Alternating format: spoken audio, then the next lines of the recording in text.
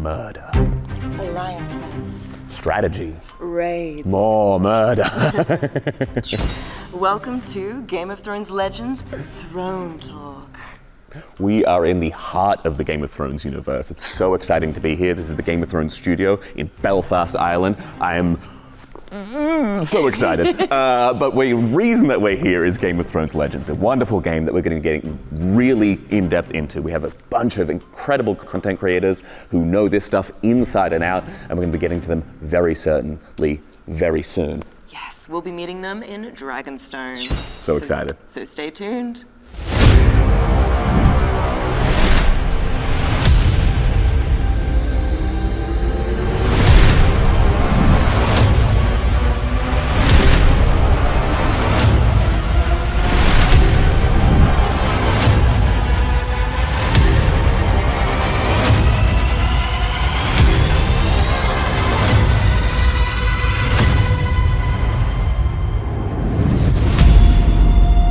Land where winters last a lifetime and the struggle for power never ends, a new legend is born. Welcome to Game of Thrones Legends. Experience the epic world of Westeros like never before in this innovative puzzle RPG. Lead your own noble house, forge alliances, and claim the Iron Throne.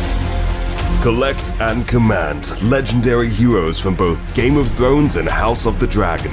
Equip them with your signature weapons and unleash devastating abilities to obliterate your enemies. Master the arts of strategy and tactics.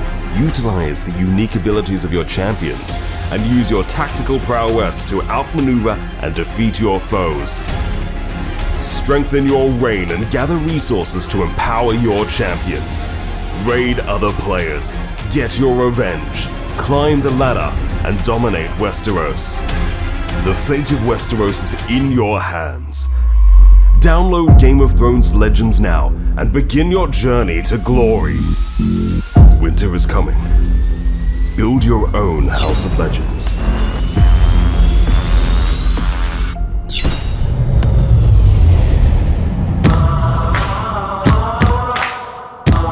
And now, it's time to meet your hosts for this epic adventure. Fall Cosplay and Zach Speaks Giant. On the YouTube channel Deerstalker Pictures, they are pathfinders through mountains of madness, where the epic meets the hilarious. Deerstalker Pictures is a YouTube channel creating fantasy and gaming comedy skits. Known for their absurd and irreverent sense of humor, high production value, visually stunning characters, and costume design. The channel now proudly surpassed 200 million views. With this mixture of madness and competence, who would be better to guide us through this show than these two? Gear up and let Fall and Zach lead the way, wherever it might take us. Welcome to Game of Thrones Legends Throne Talk. I'll be your host, Zach.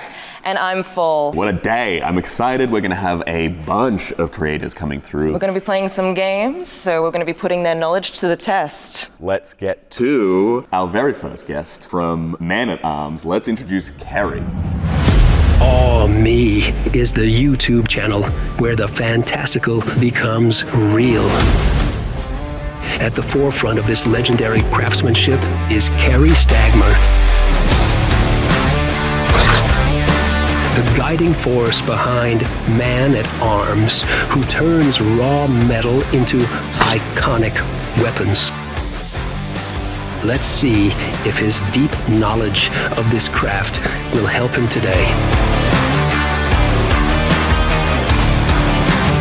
I am so excited to meet Kerry. Let's bring him on. Hey, buddy. Good to see you. What's going on? Nice to meet you. Love to meet you. So, Game of Thrones. What drew you first to the world that we find ourselves in, amongst us, all around ourselves? Well, one of the things that we specialize are making actual items or weapons from games and from the movies, and so a combination of both the show Game of Thrones and the game, which allows us to combine that and make an actual physical object. That's the thing that really excites us.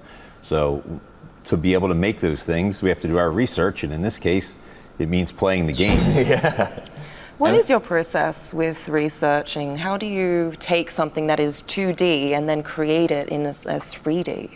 Quite often when we're doing that, we not only are we doing the research, playing the game, looking at the visuals, things like that, but we thankfully can go back to historical representations of those objects. So when I look at something like the slender dagger that we made from the game, we're going back and looking at a historical reference to say, how was that piece made, or what is the construction of that, how does it relate to this? In high fantasy pieces, it's difficult. In things like Game of Thrones and for Game of Thrones Legends, they're relatively historical, so it's pretty easy for us to find something that has the size, the dimension, and look at how it was constructed, and that's what we're specialized in. Fantastic. And how did you find playing the game? Like, what did you get into? What aspects of it drew you in the most? So I started by playing the game. One of the things that I did very early on was just kind of go through and really cycle through the game and try and learn all the different aspects of it. But as the game introduces more and more things as you go, you kind of have to take a step back and be like, am I empire building? Am I character building? Am I trying to improve the weapons and objects in the game? And the answer is, of course, all of the above. And so you try and figure out which ones make the most sense, because obviously you have to win battles or you don't advance at all. So we try and figure all of that out at once. It does feel like you're trying to be like a Peter Baelish type tactician. Absolutely. I'm just not as smart as Peter Baelish. Well, you know what happens to him in the end. That's true. Maybe that's a good thing. Thank you so much, Kerry. Introducing our next contender, Lee from Film Theorists. For nearly a decade, the Film Theorists have been a leading source of educational entertainment. With over 13 million subscribers, the channel has become a trusted name for fans who appreciate its thorough research and engaging humor. Meet Lee, whose passion for fantasy, including Game of Thrones and House of the Dragon, fuels the content that continues to captivate the channel's audience. Hey guys, good to see you. Good to see you. Hey, how you going? Good to see you. Good, how about you? Fantastic to have you here. See you, Carrie, great to see you. See you. Hope you're ready. Yeah. You've been a fan of Game of Thrones for a very long time. Now playing the game, how have you found the integration of the lore of Game of Thrones in the game itself? And how do you think that affects in terms of strategy? Yeah, as a fan of Game of Thrones since the show started in 2011, it's awesome to see the world so lovingly recreated in the game and so much thought put into how the characters interact. Everyone's very in character and lore accurate. A lot of the mechanics of the game also pull from things that you see in the show. It's a great time. Let's get into our next contestant, How to Beat. Ben from How to Beat. So let's just wait to see how they manage to screw up next. When it comes to mastering the art of survival, How to Beat is the channel that shows you how it's done. Ben is an absolute horror and film aficionado and uses his expertise to inform his audience how to avoid those fictional deadly situations. But will his survival knowledge help him in the dangerous world of Westeros? What up? How does it feel being on the set? Oh man, magical. Magical, right? What's up, Lee? Good to see you. Carrie. Good to What's see going you. on? Yep. Your channel, all about finding strategies to win in different movie scenarios. How did that kind of analysis, that kind of brain, treat you when playing the game? In a horror film, it's really all about pairing the right weapon with the right character to survive the night. Right. So if you see someone walk down a dark, scary hallway without the right weapon to defend themselves, you might not want to link up with that person. In Game of Thrones Legends, it's really all about building a team of champions that complement each other. Take Arya Stark and the Hound, for example. Yeah. You might enter a battle a little underleveled, but their special abilities complement each other and can turn the odds of the match in your favor. Yeah, I held on to those like linked units so much longer than maybe I should have, because it was like, they're buddies, they're friends, you gotta keep them together. Yeah. We're now going to introduce our final contestant for tonight. That's Ryan from Screen Crush. Welcome to the world of Screen Crush. Meet Ryan Airy, a clerk who works in the last video store on Earth. But this lonely place, he spends countless hours breaking down movies and TV shows with his manager, a dog named Doug. Someone whose mind creates stories like these is more than a perfect match for this show, even if he had to leave Doug behind for once. Have me on. Oh my gosh, I missed you so much. Good to meet you. Hey everybody. Guys, come on, what's going on? Hey, how you doing? All right, you owe me money. Good, all right. I forgot about that. Good to see everyone. Take a seat. This is fun. I can't believe where we're at. We're in Dragonstone. Right? Yeah. Let's start off. You are the spotting Easter eggs guy in many ways. I try to, yeah. You try to Yeah. keep that eagle eye. I mean, there's a lot of characters, obviously. Yeah. Champions. I mean, I'm scrolling through and I'm like seeing all these like iconic faces. Anything that you like?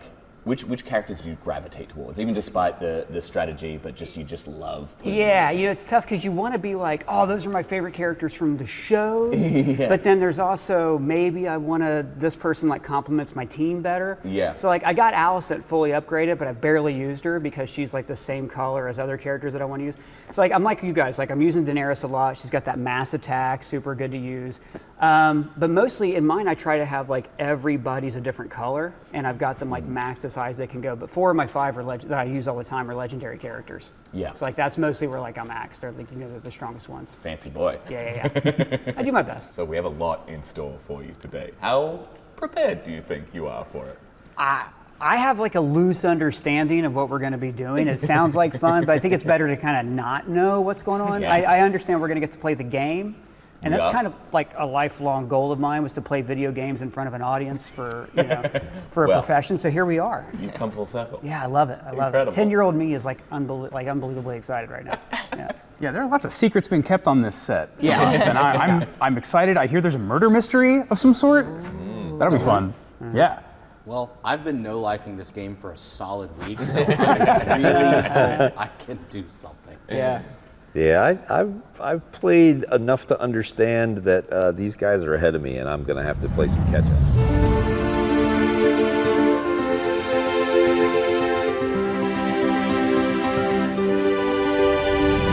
Now we have something very special prepared. Follow me.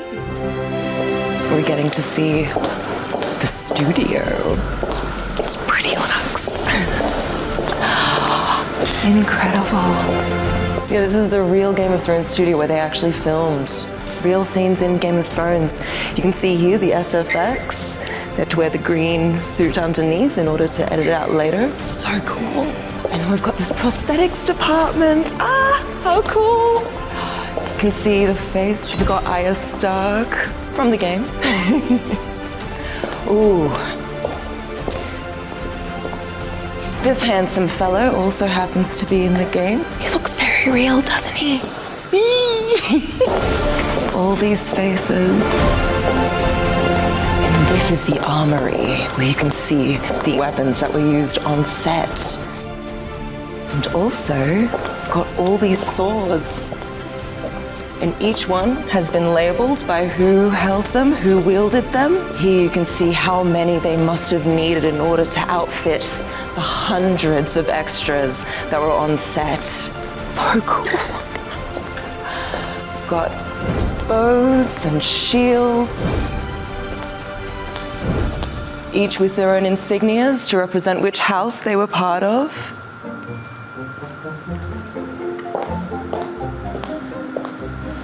Not enough respect is given to location scouts who have to comb throughout the world to find the perfect place to film each scene. Honestly, it's a dream come true to be able to see this sort of stuff. As an actor, it's always thrilling to kind of see the incredible sets. I mean, usually it's just amazing to see how it's all done, especially when you've seen it on screen. It's just like, it's a dream come true. It's incredible, all the smoke and mirrors that come together in order to create such magic.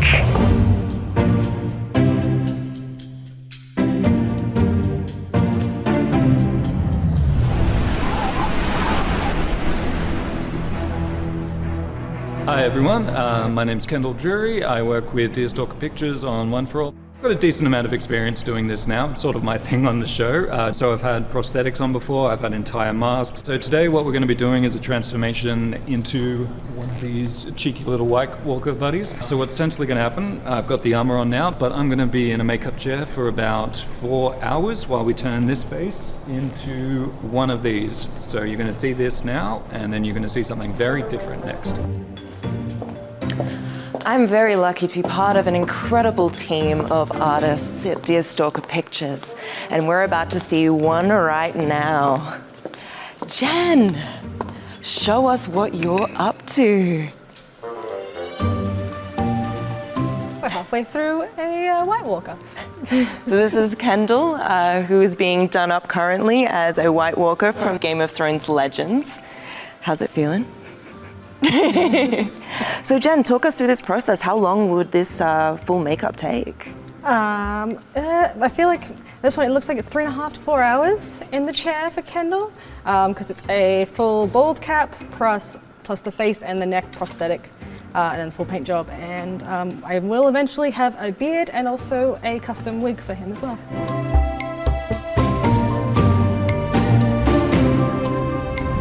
We know that Kendall needs to put face makeup on and he's going to have coloured hands, so we're going to make it easy to get in and out of. Once again, we're going to focus on making all the parts cohesive, and we're going to muddy the living hell out of it. One of the direct quotes from the book is that it was supposed to look like it was built out of old building materials. So we're going to take that inspiration and we'll put all of that into all of the pieces that I've made so far.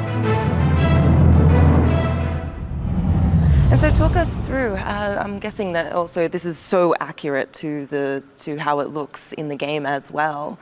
So what are these prosthetics made out of? Obviously you don't have these killer cheekbones in reality, right, Kendall? Yeah, it's yeah, because I know that in the original, in the show, as we've seen in this exhibition, which was amazing, they make them out of silicone. This one is actually foam latex, which we chose for comfort and because it's so light, because we were flying very far and we needed something quite lightweight in the luggage. So, but I'm very happy with how they feel, and I think Kendall's fairly comfortable in them, surprisingly. That's good. So. That's what's important. That's what's important, isn't that right? I'm happy underneath all of this. Incredible. Thank you so much. We'll be checking in on you shortly to see how you're going. Hi there, I'm Patrick Manzi. I'm with Deerstalker Pictures, but you might recognize me from TikTok or Instagram as just plain Manzi. Today I'm doing a Jon Snow cosplay. I am not very experienced with cosplay, so this is a very new sensation. I've never worn this before, but I'm understanding why you need 2 people to put it on. So I've just put the first layer on, and it's going to have a huge cloak that wraps under my arms and attaches at the back. That's the next layer, and then of course you're going to have the makeup, the beard, the wig put in. I'm going to get snowed in. So I'm Jen, also on cosplay. I am the special effects makeup artist for Deerstalkers and makeup artist on this Game of Thrones Legends shoot that we're doing. And at the moment I'm going to be turning She's making me look pretty. Lovely pattern to Jon Snow. So I already put his contacts in, so he's now a brown-eyed boy. And then we will be doing a mustache and a beard and a wig. I'm cautiously optimistic. I'm pretty happy with how everything was looking when I was prepping it, so we'll see how we go.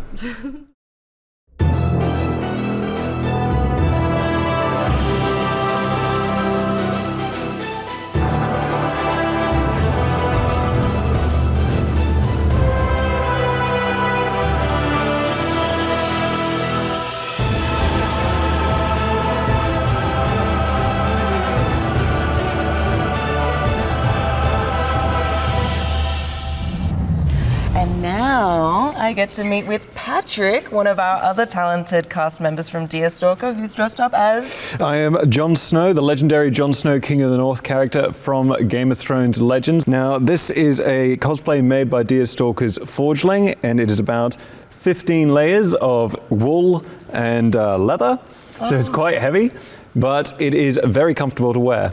And also very accurate. Can't imagine having to trudge through the snow in it, though. Oh, I'd be happy to have this in the snow. It was made by Deerstalker Pictures member Forgeling, and it's about 13 to 15 kilos. And feeling warm here in the throne room? Incredibly warm, yes. Amazing. Now we're heading back to Dragonstone.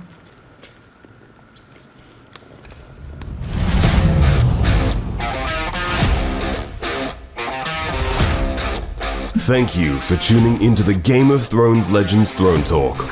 Forge your journey through Westeros by downloading Game of Thrones Legends now, and use the QR or link in the description to get 50 gold, 3,000 food, and a daily summon token to start your journey.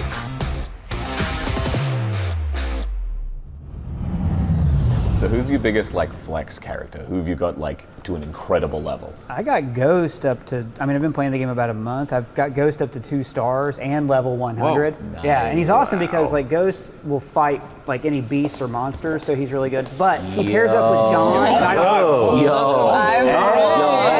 It's the king in the north. That costume is insanely well made. It is, isn't Did you it? guys just steal this from the like prop department? Well, it's funny you should mention that. Yes, actually, we get to see very special behind the scenes of how this costume was made by one of Deerstalker's very own forgelings. Incredible.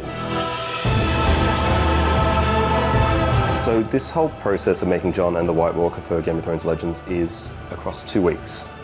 This is a little bit shorter than I'd usually have for a costume, but I think it's entirely possible. Let's find out! So this is actually the 3rd version of Jon Snow that I've made. I've made Night's Watch Jon Snow, and I've made Battle of the Bastards Jon Snow. It's a little bit strange making it for someone else, but it kind of feels a little bit like home. Home. That's not the right accent. So what we're going to do for Jon Snow is that we're going to sketch out his measurements first, and then we're going to make a mock-up of all the pieces that are involved with Jon Snow. We're going to make it out of calico, and then we're going to chuck them on him, and hopefully everything fits. How's that feel? Oh, that's tight. It's tight? Yeah. So with Pat, unfortunately, he'd been working out quite a bit. Being in his prime, let's say, he's decided to grow a couple of centimeters onto his chest and arms. And unfortunately, that means that the measurements he originally gave me were a little bit incorrect. We did have to make those adjustments to the measurements, so we did have to have him come around again, and we tried on some of the garments which had now been colored and resized. And it looks like this time everything is fitting a lot better. We're going to be making some more of these braces that fit our talent. A lot of people would have used scissors, but I have an ego, so I use knives. Except for this bit. And we're going to stitch that around the edge, flip it over, glue it down, and then we'll rivet something, the straps onto the sides.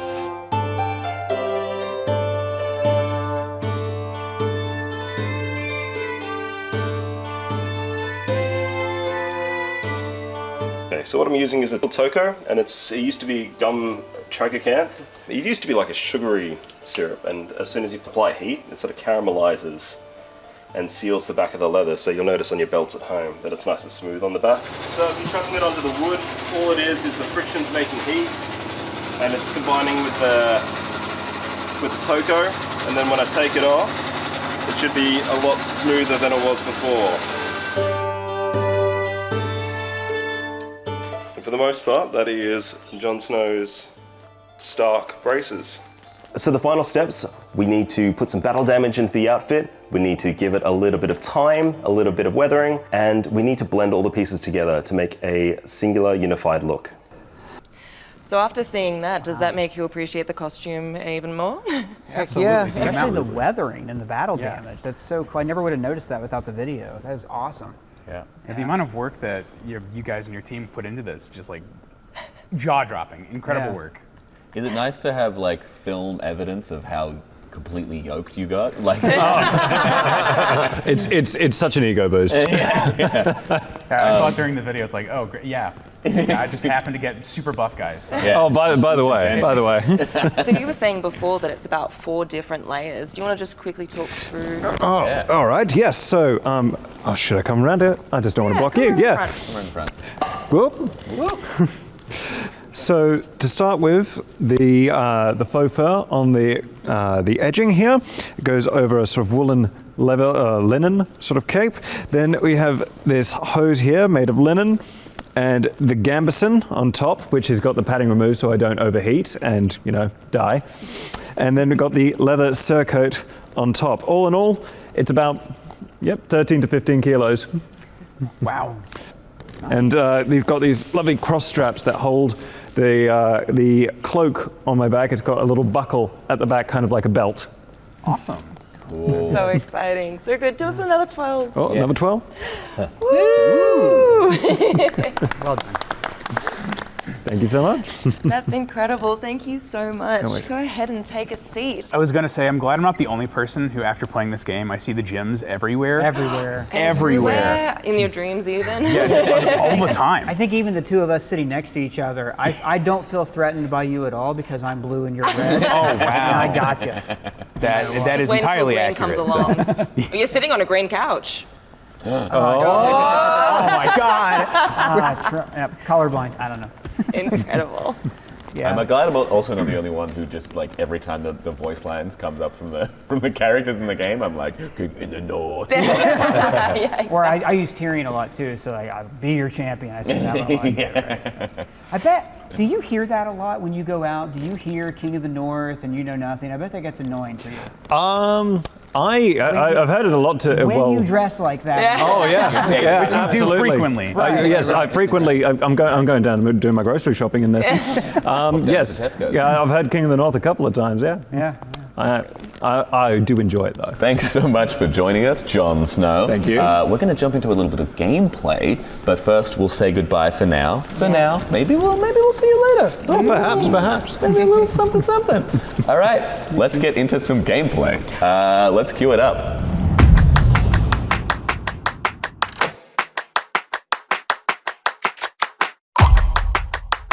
Who will you summon to fight for your house? Download Game of Thrones Legends now and use the QR or link in the description to get 50 gold, 3,000 food, and a daily summon token to start your journey. Now for the very exciting part, grilling all of you guys on how you're doing in the game so far. We're going to be comparing and seeing how you all are going. Judging. I'll take that challenge. Yeah? You want to go first? Yeah, sure. Why not? Yeah, throw it up. All right, I'm level 24. That's my screen name, Riza. Whoa, and your on team's a crazy. campaign. What, that guy? Oh yeah, no. Oh, wow. We'll get there. We'll Yeah, we'll get there. I'm awfully proud of this. See, I got a lot of leveled up guys, and then if you look, I won't click on the play just yet, but I'm on level 21. I don't want to rush it. Like when I get a game that I really like, I don't like to rush through it. So like I've been doing raids a lot, and also I don't know about you guys. My main thing every day is you want to collect. Excuse me, real quick while I collect all my items. But I also just always double check the goals. I want to make sure like the daily goals. I'm really behind today, but like that's how I've gotten all this stuff. Like if you go in the rewards, I've more than hit that, and I keep getting these bonus chests. Oh yeah, you're up at like 50. Yeah, that's crazy. Past 50. So that's like for me, if you want to play the game and like really succeed at it, make sure you hit those daily goals, because it's not. One thing I like about this game too is I've played other games where it's fun, but it feels like you're farming a lot. Like you have it's a grind to get there. Yeah. I genuinely enjoy the gameplay of this game. So for me to get in there and just be able to like do that, but it's building toward these goals and things. Yeah, I quite like the fact that it like kind of asks you to like step away from it. Like once you've used your resources for the day, it's like okay, take some time away, and then you can come back, and it's like, oh, it's all back again. So now I can keep playing. Or if you want to keep playing other aspects of it, there's other things for you to do in it too. So exactly. Yeah. Oh yeah, so my lineup. Yeah. Yes. Here's my. Everyone's shiny. I want to see these. I lucked out. I got some good shards. I got some good summon shards. Daenerys, I think a lot of us might have her. Total beast, the dragon summon. It's a great skill. I also have Ghost. Ghost is really cool too. If you look at his special skills, he does this 32% attack damage. He also heals. I just noticed anything yellow in the game tends to just be baller. Like tends to do really, really well. I don't currently have Arya that high, young Arya, but the cool thing about her and the Hound is that they form one of these special duos. And this was pointed out to me. This gem right here at the bottom? I just found this out. It's a hound and a dog right there that make the little symbol. It looks like a V. That's what it is. A wolf. Yeah, sorry. A wolf and a hound. Yeah, sorry. Wolf and a hound. Thanks for making me look bad, Lydia. Yeah, so like, that's what I'm here for. but they're not really. I have Alicent leveled up. I haven't used her that much yet because normally when I play games like this, I'm not as into like the defensive people. So my lineup is actually Daenerys, Ghost, Hound. Here, if you go Tyrion. back out to the main menu, you can click up at your avatar. Thanks. And Yeah, you there you have go. That's my current Yeah, team your right lineup. Yeah, there you go. So yeah, it's Daenerys, Ghost, Tyrion, the Crab Feeder, and the Hound. But the Hound is like swapsies him in and out if I need to. Yeah. Yeah. So Ben, what are you working with? What's your current? What are you currently focused on? So I'll show you guys what I got, but Yes. before I do, I got to get that bread. Let's get that bread. Yeah, silver too, man. The silver's pretty. It's pretty you can outrageous. level Guys, people you're so up, cool. yeah. Holy moly! You gotta tap everything. It's so satisfying. Well, I'll make you feel better. You got Ned? Now, I've actually been rocking 2 with shards Ned away from Ned right now. the longest. Well done. Ned is my boy from season 1. So talk us through why you've chosen these characters. So initially I had Arya and the Hound specifically for their special attack, and that carried me through a majority of the early game. And then I kind of benched the Hound because I wanted to level Ned up. I've really enjoyed the Gold Road. That has that's really helped me kind of progress. Click the button. Oh yeah, look, Got claimed. Was anybody else yeah. anxious that he hadn't claimed it yet? I really wanted to tap the screen when I saw that. But like you can see, the Gold Road has really taken me to where I needed to get as far as level wise, and I think I'm the most proud of my farm because that bread is coming in, it's coming in, it's coming in. I think my favorite part so far has been the campaign.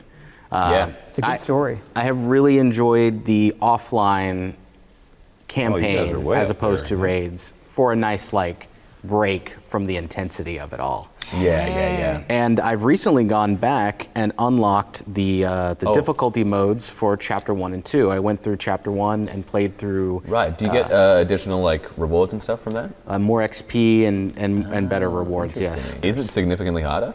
I would say it is significantly harder. I had to really kind of lock in, and focus on what was happening. A strategy that I've been leaning pretty heavily on is making sure I had enough currency, enough gold to make sure that if I did experience defeat, I could revive my characters and continue the battle. The good old Lannister strategy of just buying your way out of it. Yeah, cheating death. Page right out of the Lannister playbook. That's awesome.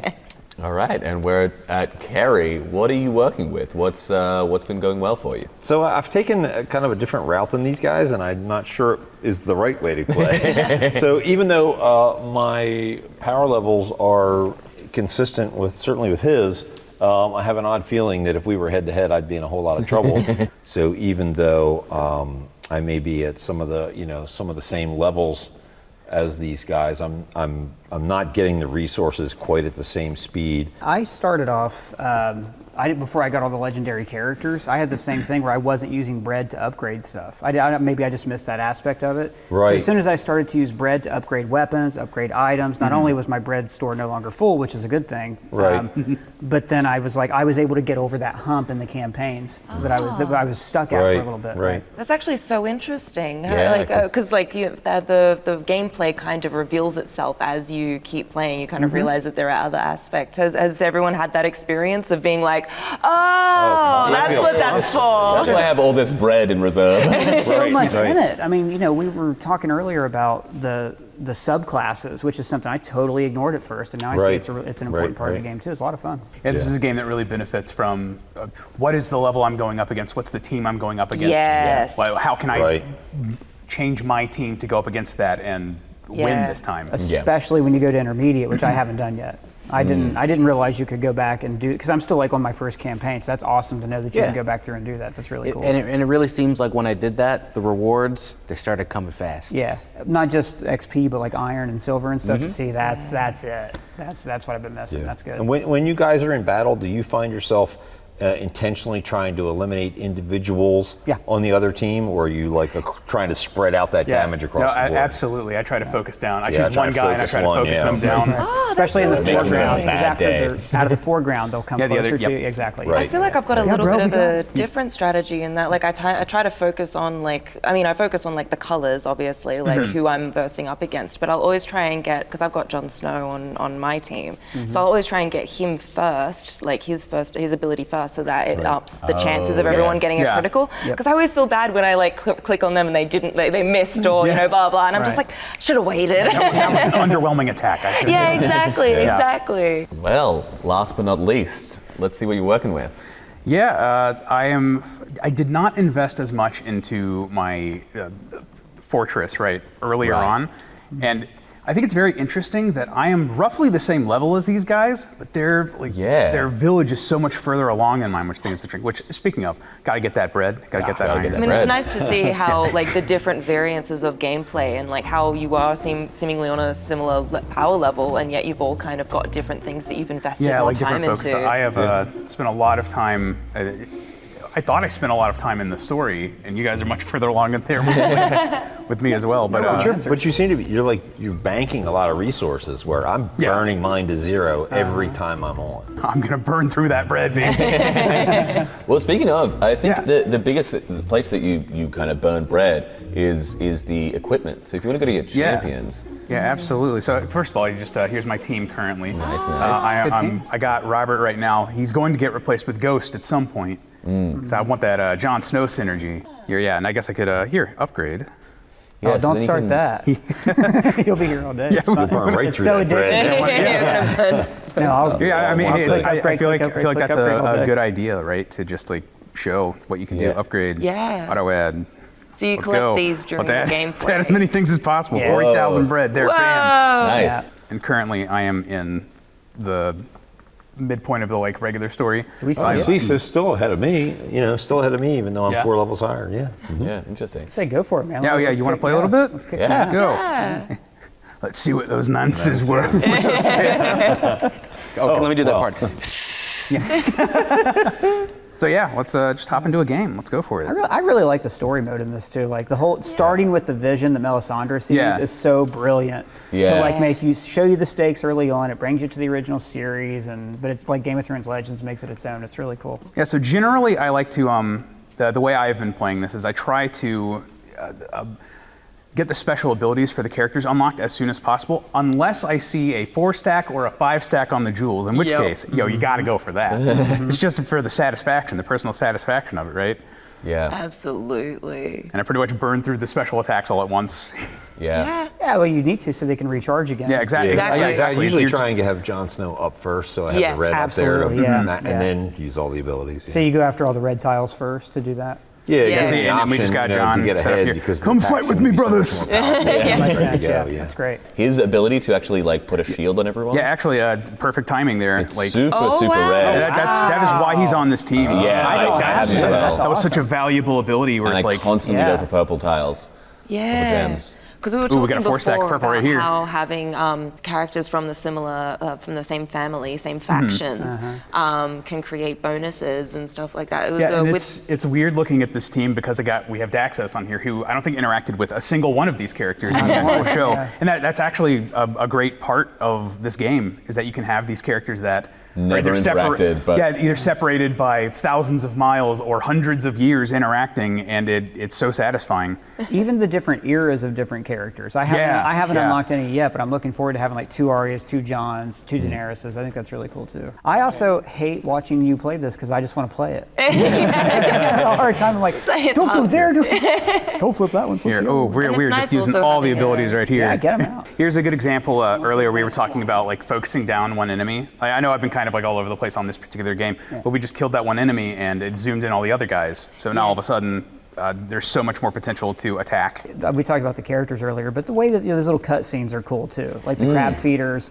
First time I saw it, I was like, oh, that's cool, but I bet it'll get old because like this post comes up and it's gotten old because you can also keep going. Yeah, I mean, also just hit the crab feeder, hit the next one. We can keep going all day, but what we're gonna do instead is we're actually gonna test your knowledge a little bit with our buzzer game. A little quiz. Bring in some buzzers, and we'll, we've been talking a lot, but let's see where the rubber hits the road.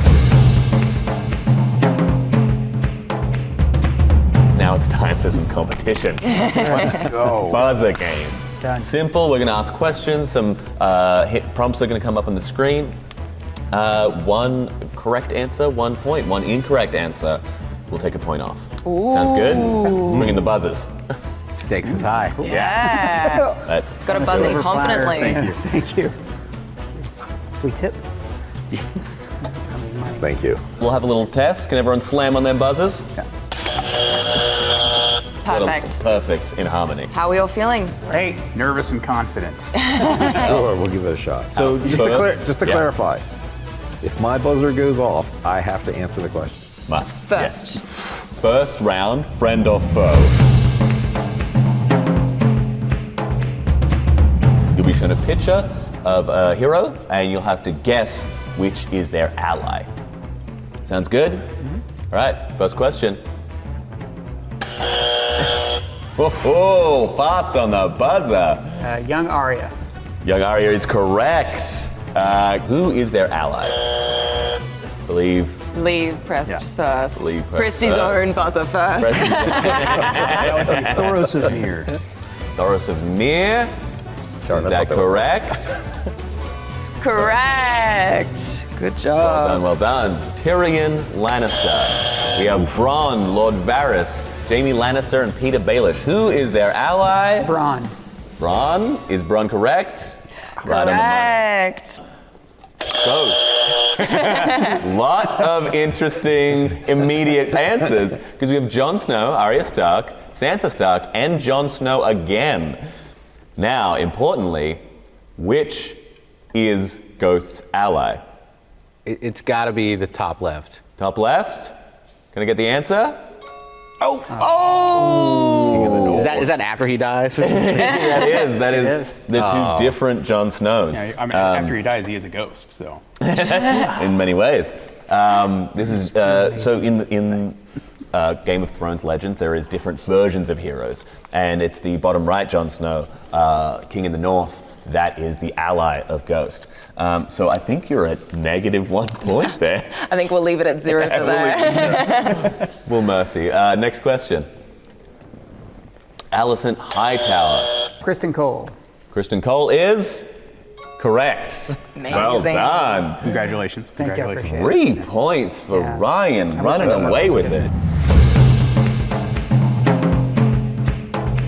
Going into round 2. Right now we've got the scoreboard at Ryan on 3, Lee on 1, and Ben and Kerry on 0. All right, round 2. Memory. Okay, so what's going to happen is I'm going to pull up a character card, and you're going to have about 10 seconds to try and take in as many details as you can, and then we're going to take away the image, and I'm going to ask you some questions about it. So you got your looking eyes on. Let's go. First round.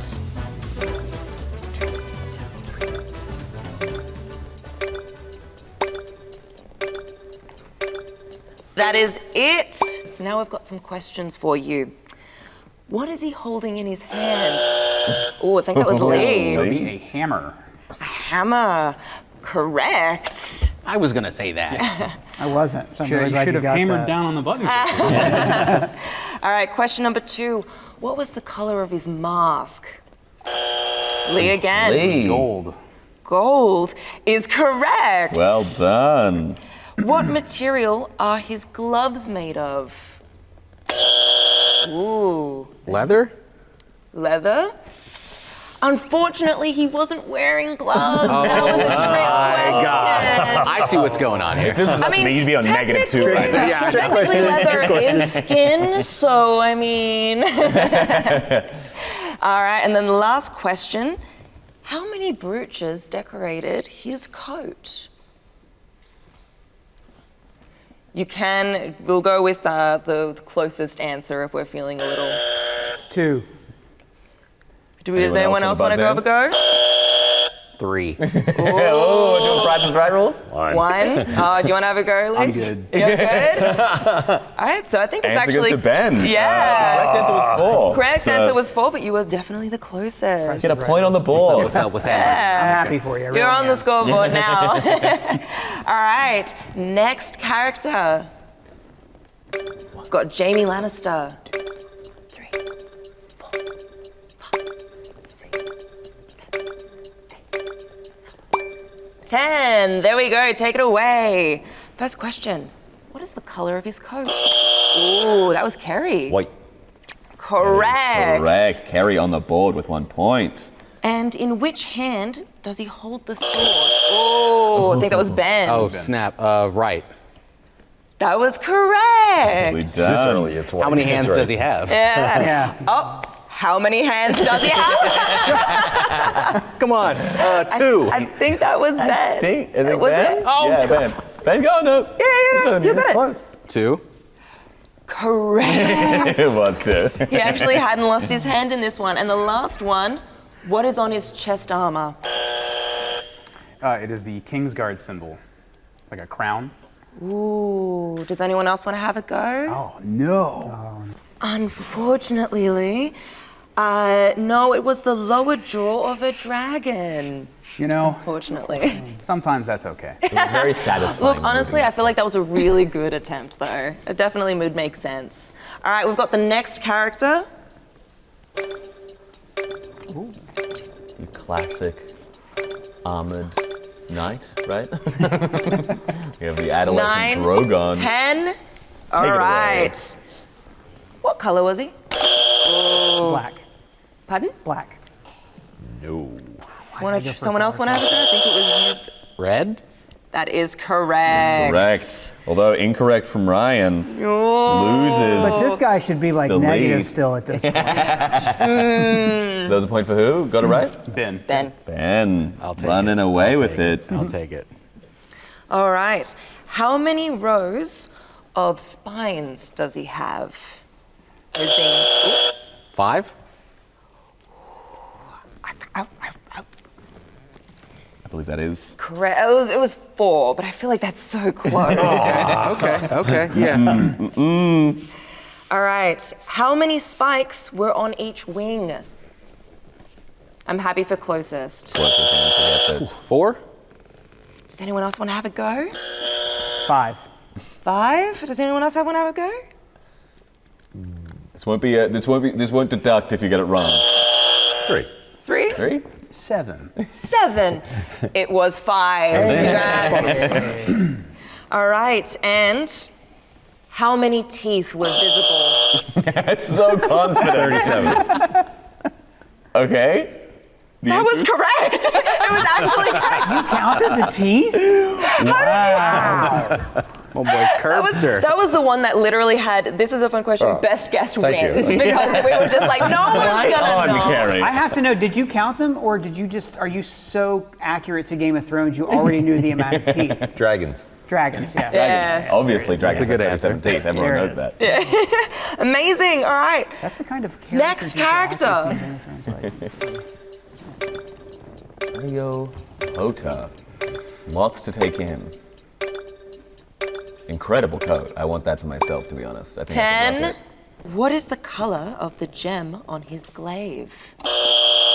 Red. Correct. it. Carrie, coming up. Yeah, it's all coming up, Underdog Kerry. story. And what were the color of his clothes? Ooh, did you see who No, that it was? was Carrie first. It was Kerry? Carrie. Gold. Gold. And there's another color. I'm happy to give another. Yes? Gold and purple. Very close. It was gold and blue, but I think Kerry will get that point for the gold at least. What were the symbols on his clothes? Pretty ones? No. We'll say that's a with trick this one, question. no deductions if you buzz in. Star. Ooh, that was one of them. If Yeah. someone else wants to grab the other one, was Is that it the spear? spear? the spear Wasn't of the Dorne? spear? Cross? Wasn't a cross. Ben, you want to have a swing at it? Oh. I guess against the sun? That is correct. All right, so we'll give them Right. both Point- Point to points. Carrie and Yeah. a point to Ryan. I got 2 guesses. All right, and then last question. What was his hair color? Didn't have hair. Ah, you got it. That was a trick question. Amazing. So that's the end of the round. Where are we at with the points? That's a headier point game. We have 4 for Ryan, 3 for Lee, 3 for Ben, and 5 for Kerry. 37. Rolling out into 37 the teeth. lead. 37 teeth. Heads up play. Gotta be honest, that one, right, the wanna 37 swap teeth was worth over? like 10 Yeah. points. I think Drew Carey rules and you just won. Amazing. It is an image from the game. Thank you. And how accurate is the game to Game of Thrones Legends? It's that kind of detail. I feel like some teeth fall out. It's a dragon. They eat stuff. Teeth fall out. I feel like the teeth would grow I back. said 37. They need the teeth. They All grow back, right. right? So, next round, who's in the house?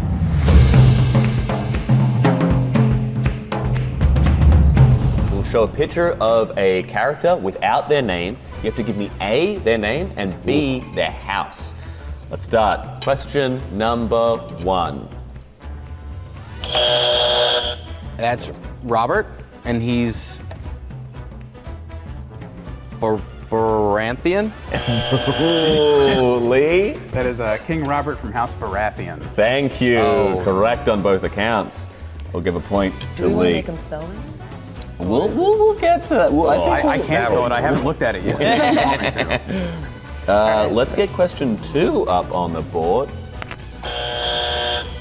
Was that Lee again? Yeah. I think I'm so. not sure. Yeah, I think so. Yeah. That is Brienne of Tarth. Yes, from House. Tarth? Incorrect. At this point, I think Baratheon. That is correct. That is a point for Ryan. Well That makes done. sense. Yeah. All right, let's get question 3 on the board. Houses from the game. That makes sense. Ryan? Sam Tarley Samuel Tarley. In the house, he probably would have been sworn to the Tyrells. Correct. Yeah, that is Samuel Tarley from the Night's Watch. That is correct. Well done. From the game. Yeah. I'm putting that together. Right. Okay, now for He's the also next dressed in question, black, Trick so- questions. Yeah. I'm gonna have you try and write it down, okay? Okay. Yeah, so pull out your boards, pull out Pull out your boards. chalks. When you think you've got it, then buzz in, all right? Next question.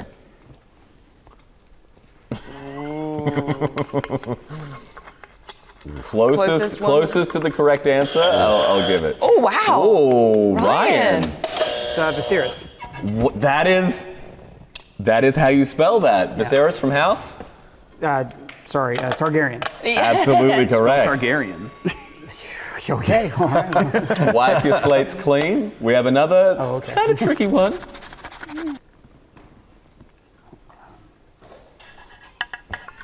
It's a tricky one. Oh, Ryan. Oh, Ryan. And she's a wildling. That is. Is there 2 T's there? No. Oh, yeah, that's there are. Yeah. Well There are 2 done. T's. Honor system, there Yeah. are 2 T's. Yeah. Wildling. We were looking for free folk, but we'll take wildling didn't for cross sure. them. That was well done. Okay. You didn't cross Yeah. There you One's go. an L. Okay. Trying See, to be that's respectful. my own personal bias against people. That's not right. Yeah. I should wonderful. have used the correct term. Should have, but we'll be okay with it this time. Cut to the wildlings Washington Hall. This is the for me the personal hardest one to spell, and we're giving it to you. Next question. I feel like the book readers have an advantage. Lee. I can spell it out because my handwriting's awful. Okay. Daenerys. Just off. D-A-E-N. Wait, did I have an ES in there or is it just S? So you've gotten it wrong. Have you gotten it right? I hope so. Daenerys. You are also incorrect, but you were more correct. So we're going to give it to you as long as you can get the house. Oh, it's House Targaryen. Absolutely. Yeah, there we go. It's Daenerys. It is E-N. Okay, yeah. Well done. Absolutely tricky one. All right. Yes. I think for the rest, we're okay without spelling. They're all pretty straightforward. So, Yeah. You guys can get more points back now. I feel like the just book readers put definitely your had an advantage. We're back to our buzzers. So we'll put the slates away, pull out your got buzzers, West on that. and we'll get to the next question. That is Cersei from House Lannister. That is correct. Point on the board. Next question. Ooh. It's the Lord of Bones from the Free Folk. That is absolutely correct. Lee, running away a with it. clinic. Next question. Euron Greyjoy from House Greyjoy. That is bang on the money. Point for Ryan. Next question. These guys That are is fast. Varys, and at this point, he would have been House Baratheon. No, That is correct. on the Knowing flat the on it. era as well. Yeah, my Pretty impressive. goodness. Next question. It was him. He got it first. I think it was you.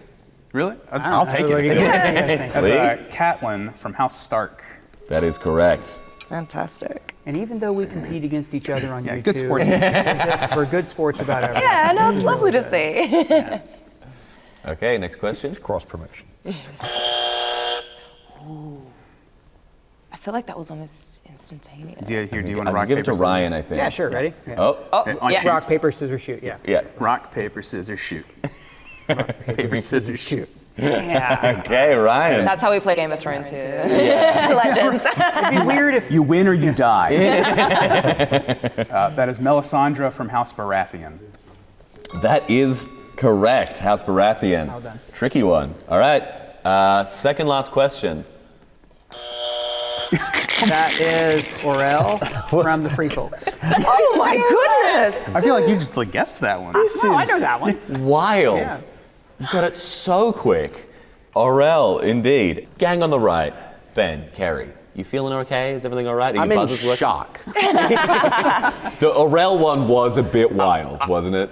37 teeth. 37 teeth. You still, they can't take that away from They you. really can't. You want to just test your buzzers out one more time to make sure? Okay, Yeah, they work. It's just me. All right. Okay. We're in our element. Last question. And Sansa, House Stark. that is correct. That is well done. Well, that was an incredible performance from everyone involved, but maybe particularly certain members of a certain green couch. Well done. That was our last round. Let's check the scoreboard. And it is a dead even split between Ryan and Lee. Congratulations. Well, that's wonderful. Lovely sportsmanship there. Now we'll get into some more gameplay. Sound good? Sounds great. Sounds great. Let's do it. Call the champions of Westeros to your side. Harness their swords, or even something a little stronger. Dracarys.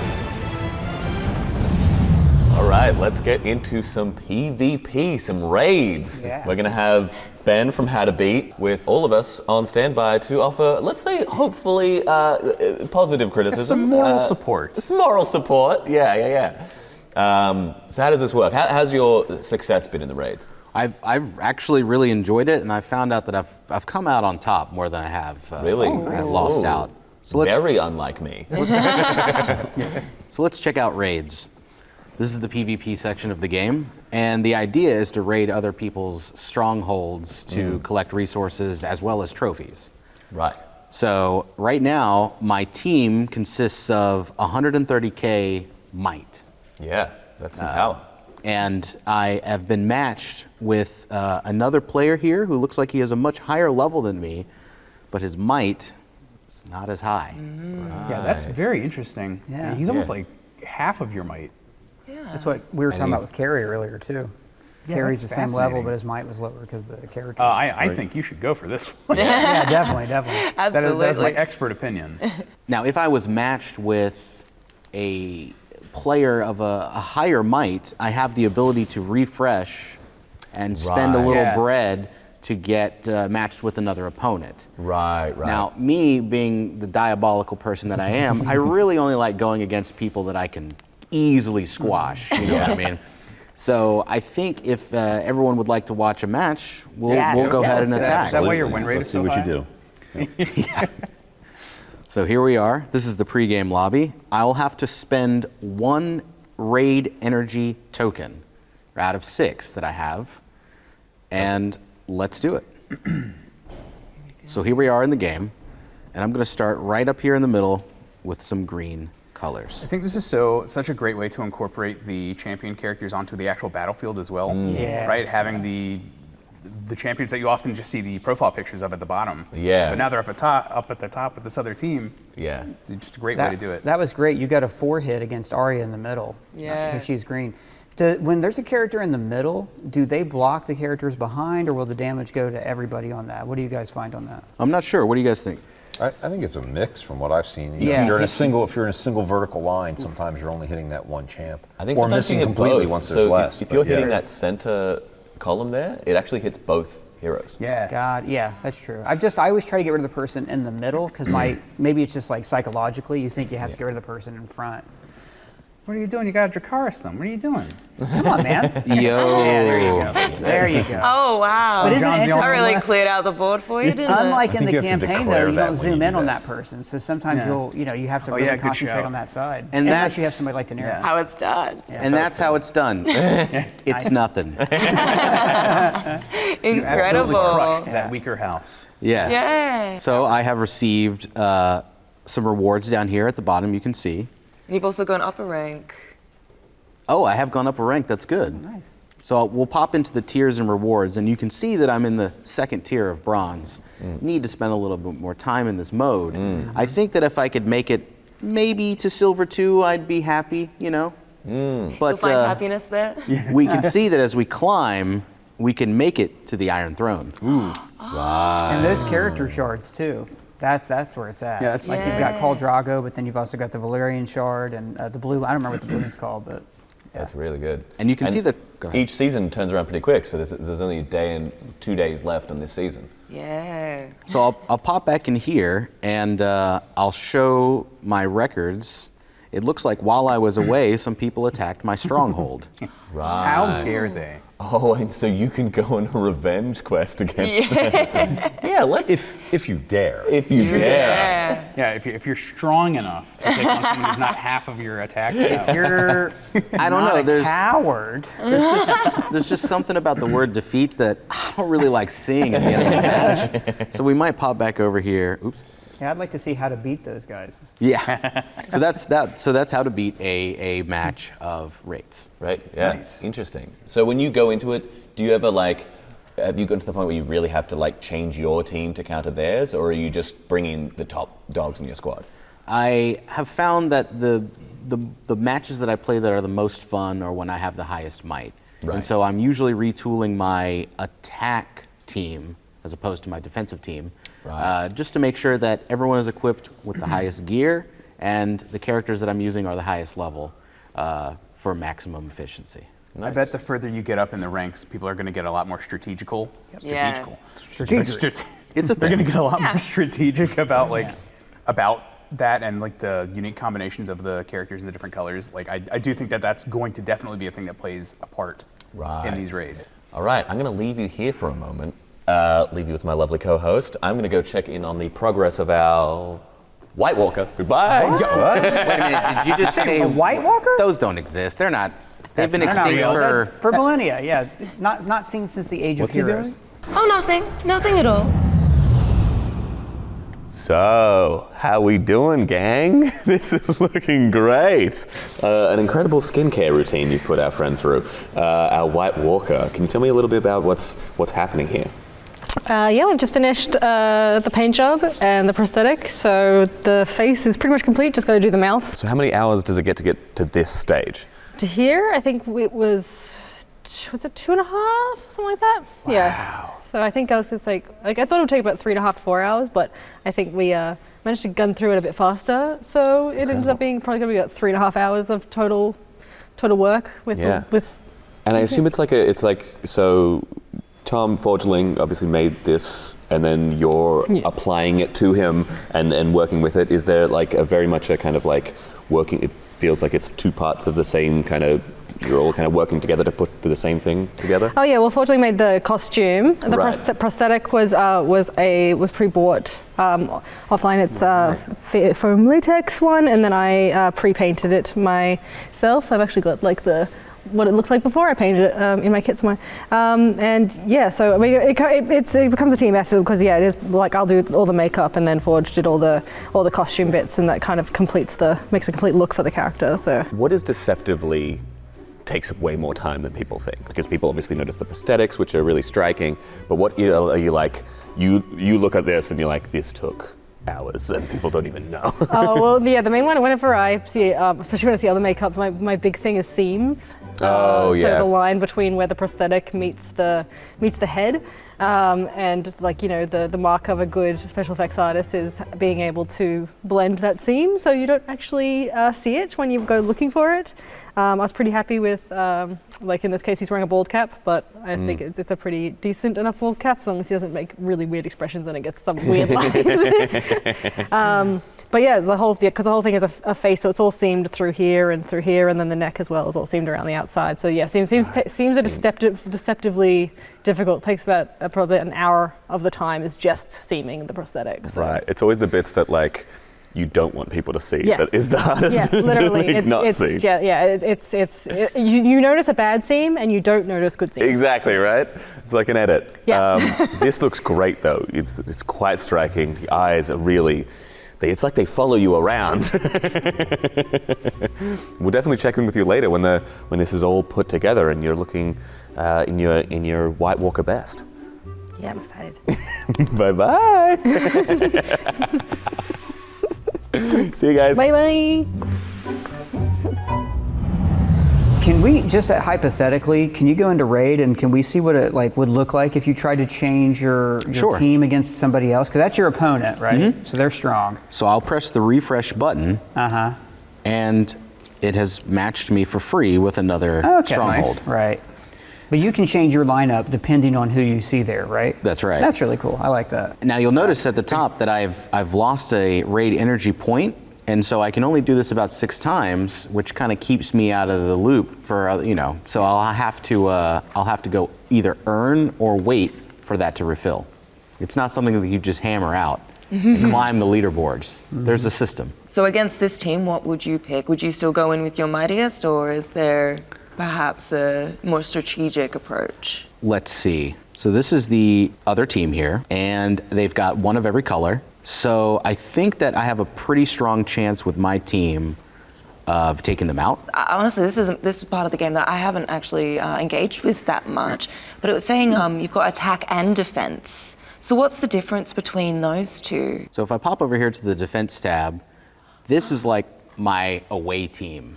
Oh. I think while I'm logged out, this is the characters that will be sent to defend my stronghold against other people. Oh, incredible. And I can pop in here and I can swap the champions out. I can sort them by several different options here, depending, because I have so many champions. Factions. I wasn't aware of this part of the game at all. That's really interesting. Yeah, That's I didn't something I realize need to that take you were able to a filter much them. closer That's look great at. UI. Sort by might or by level. Oh, So wow. I'll back out of here, and just for the sake of this demonstration, why don't we switch this guy out with, let's say, Who's got high defense? Let's see, who has high defense John, here? because John gives everybody. Sure, let's do John. Bonus thing. How we doing? Wait a minute, where did you come from? Everything okay? Everything's fine. Everything's okay. We're going to introduce, we're going to get into alliances. Okay. Does that sound good? All right, yeah. Sure. Cool. You want to make an alliance? Yeah.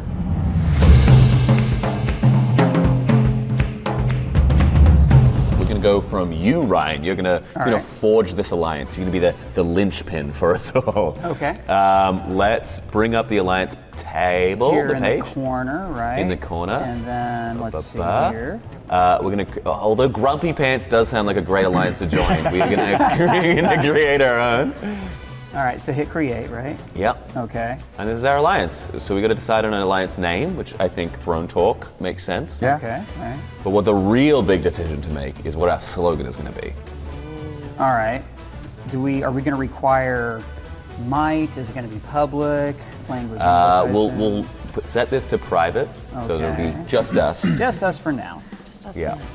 I have And an the rest idea. is fine to leave. Yeah, for the slogan. Hit me up, baby. Yeah. We are legendary. Oh, that's good. That's good. Is legendary capitalized? I mean, R is also capitalized. Yeah. These are like house words. Oh, We okay, gotta- okay. We're not going to do like the... Can I pose just we are legends? Yeah. See, Don't hate this it. is teamwork, guys. This is where it's at. All right, hit done, right? Yeah. And create. And 10 create. gold, though. No, I'm kidding. I like 6,000 gold. It's all good.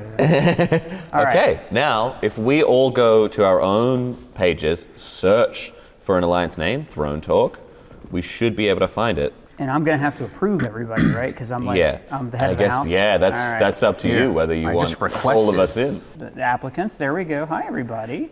All right. I think, do we all need to pitch our usefulness in this alliance, or are you ready to accept our help? I was going to do it one at a time. Okay. Who's first with a U? That's me. What do you feel like you can bring to this alliance, Lee? See, I drink and I know things. All right. The person who has the best Game of Thrones or Game of Thrones Legends quote is you're automatically in if you can give me a good quote.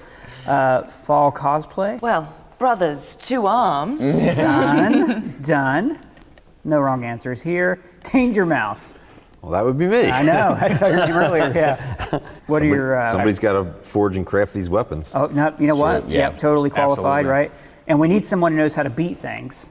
So there Could you be go. me. All right, good. Done. All right, everybody's in.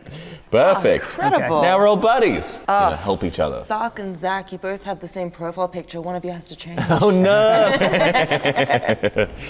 Fantastic. Awesome. right, Well, cool. lovely making an alliance with you. Hopefully none of us stab each other in the back. It would be really on point with Game of Thrones, Legends, but you know, it's for now, like you said, an alliance of Convenience. It's not unlocked on our one, but when I've joined other alliances, attacking the dragon together has actually been incredibly fun. Oh, cool. It's not unlocked on this one, but it's been fun kind of messaging with the alliance so that, you know, the leader is just like, oh, you guys have about 8 minutes before I'm going to come in and kill it, so have a go, have fun. Do your best, sweetie. Yeah, do your best, sweetie. And that's Legendary Assault.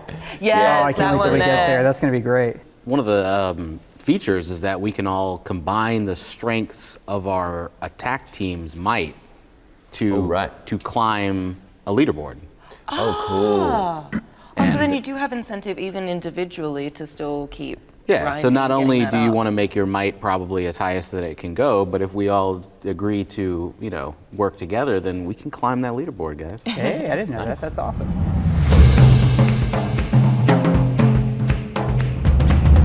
All right, so let's see what each of us will bring to this alliance, shall we?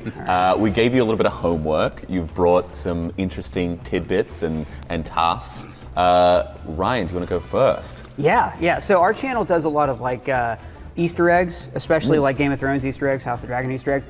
I wanted to have a little bit of fun, and I wanted to do some Easter eggs about both Game of Thrones and Game of Thrones Legends. So, cool. But here's the thing. Normally it's just me and Doug. Doug's the dog in our videos.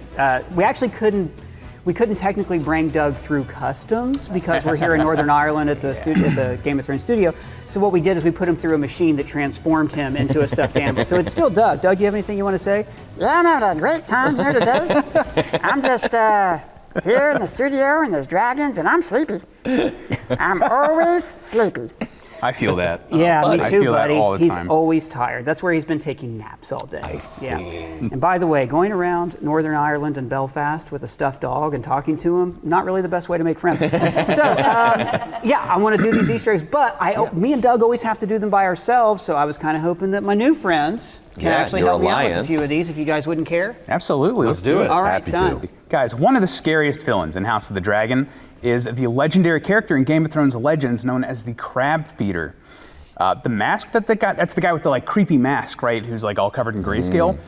The mask he wears is actually a Giscari mask, which is the same mask that the Sons of the Harpy wear in Game of Thrones, the show.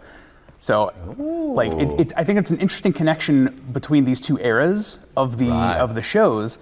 In the same way, Game of Thrones Legends connects the two eras of the shows as well, right? Yeah. It's great stuff. It's no secret that there are a lot of characters in Game of Thrones, but 4 of the Tullys are named for Muppets.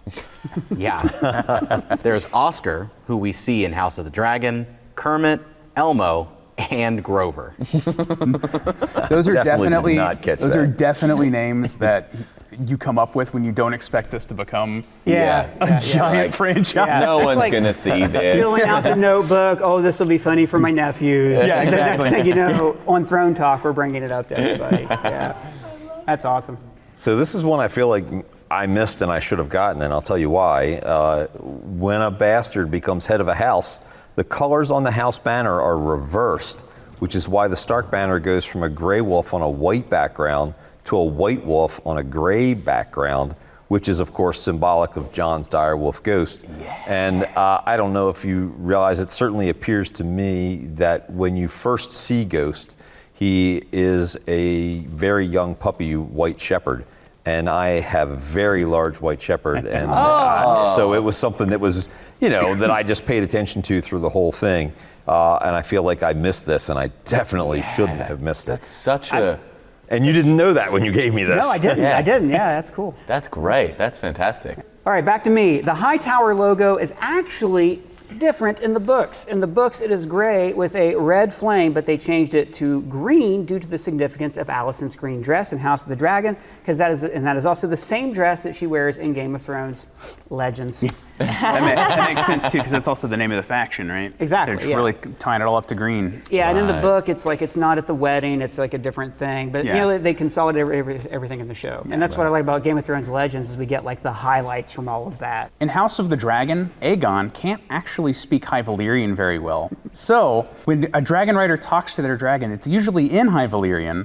So when he's speaking to him in the common tongue, that implies that Aegon's dragon Sunfire is the only bilingual dragon out there. Now, that's not canon. That's not like George R. R. Martin didn't write that down for me. Yeah. But like, if you just follow this train of thought logically, he's a it bilingual works dragon. out. It checks Thank out. you. I haven't heard anything saying it's not true. So I got it. Thank you. That's enough for me. Ben, do you have the next fact for us? Within the books, it's said that Sam's passions were dancing and kittens. And Ryan told me that that's his favorite description of any character in the whole series. In any book. Yeah. That's actually incredible. in any book. When you hear somebody likes dancing and kittens, that is by far like you can just see that person in your head, and that's Samwell Tarly. it's very hashtag relatable. Right? Yeah, hashtag dancing and kittens. Yeah. Absolutely. Well, while we're on cats, House of the Dragon has a secret origin story for Tommen's cat, Sir Pounce. Oh, yeah. The reason there are so many cats in the Red Keep is that after Aegon II killed all the rat catchers, Otto Hightower ordered hundreds of cats brought into the Red Keep. These are the ancestors of Sir Pounce.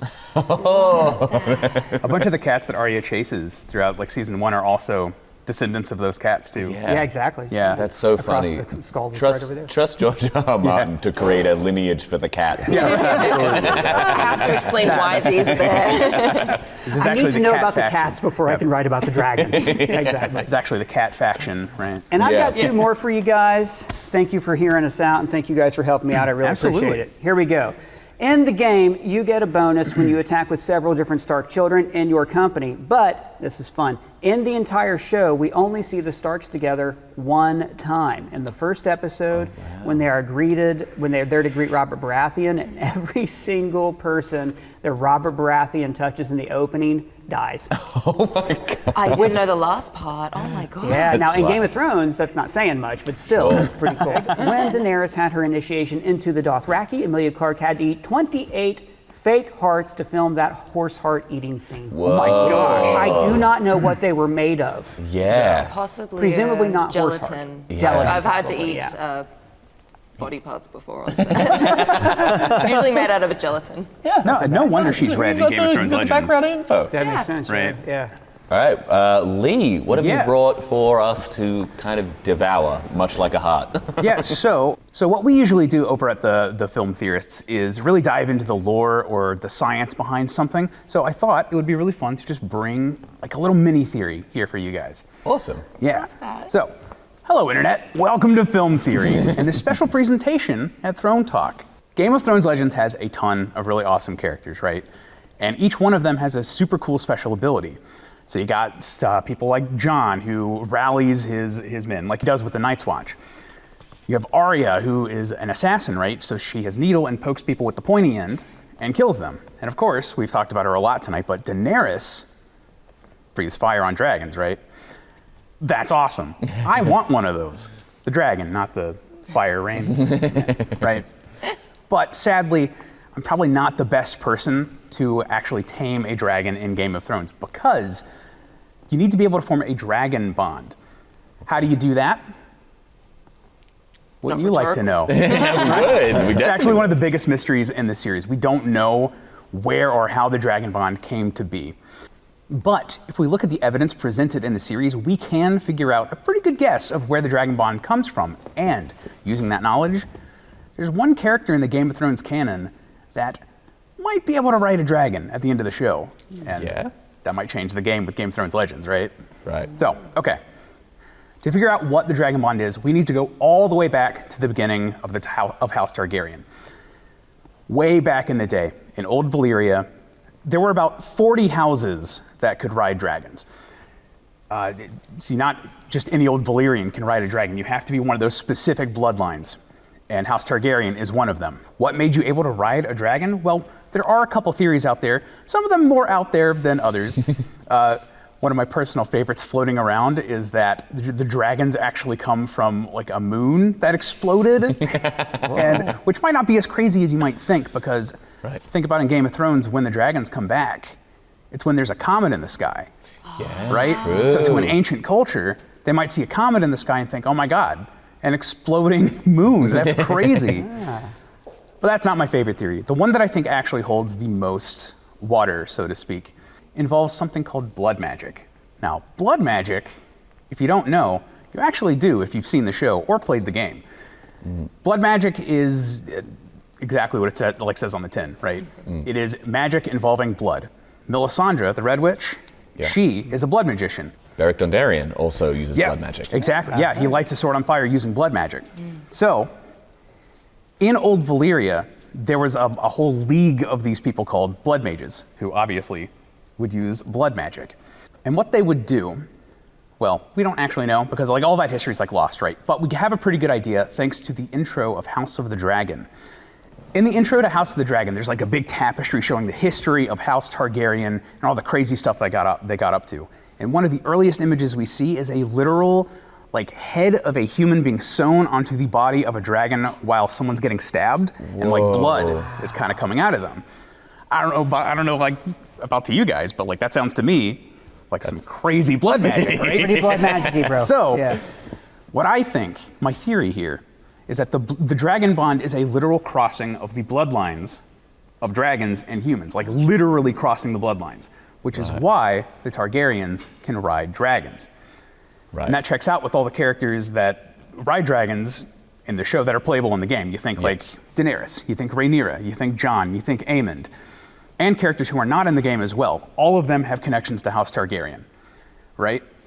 So, now that we know all of that, there is actually one other important house that can also, that has a connection to House Targaryen in this way. If you go all the way back to the beginning of House Baratheon, Orys Baratheon was the founder of that house, and he was rumored to be the bastard half-brother of Aegon the Conqueror. Whoa. Now, that's really far back. That's like 300 years. Who knows if that blood is even like strong enough to be able to form a dragon bond, right? Well, Robert Baratheon's grandmother was Rhaelle Targaryen, one of the very few female Targaryens to marry outside of the bloodline. So, theoretically, in theory, in dragon theory, one could say that Robert Baratheon might have been able to ride a dragon, which would have been cool, right?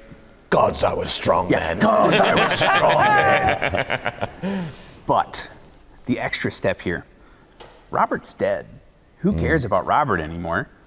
But there's one character alive at the end of Game of Thrones who has a direct connection, who is alive, and a Baratheon, and his name is Gendry Baratheon, Lord of Storm's End, right? Right. And there's a dragon out there still with Drogon. So, theoretically, he could ride it. Gendry could go claim Drogon. And who knows what he could do there? That's awesome. Yeah. So, just saying, when you guys add Gendry to Game of Thrones Legends, maybe consider having him ride a dragon. And don't explain it. You have to point them to this. Copyright. But hey, it's just a theory. A throne theory. Thanks for watching. Awesome. Incredible. Thank you so much. Yeah, absolutely. Thanks for listening, guys. I feel like I'm learning so much. I'm learning so much. My brain is expanding. Ben, what have you got for us today? Hey. So speaking of dragons, if you had to relive the moment where Rhaenyra retrieved the dragon eggs and had to potentially face the fury of Caraxes in House of the Dragon, what would you do? Well, fortunately for us, Game of Thrones Legends has a mode where we can play through the Dragon's Axe quest and see for ourselves. So we're going to fire up the mode, and would you guys join me in going through a round? I would love Absolutely. it. That sounds great. Okay. You might want to get that Screen bread. recording? Oh, yeah. Don't forget the silver. Okay, So you level up your champions. We'll get this, and the bread. So from the main screen under the events, we're going to go into the Dragon's Eggs quest here. And I'm going to choose the hard mode because, I mean... Yeah, why wouldn't you? Why wouldn't I, right? All right. So let's click play and see what happens. I'm going to use my current attack team because I'm infatuated with them. And we're going to start the battle right now. So this is saying that match dragon eggs to prevent the dragon from eliminating your team. So here we go. So some gems have been replaced with dragon eggs? That's right. Oh yeah, and we want to get rid of the eggs. Like right and there. they've got a countdown to let you know how many matches you can make before they'll... Ooh.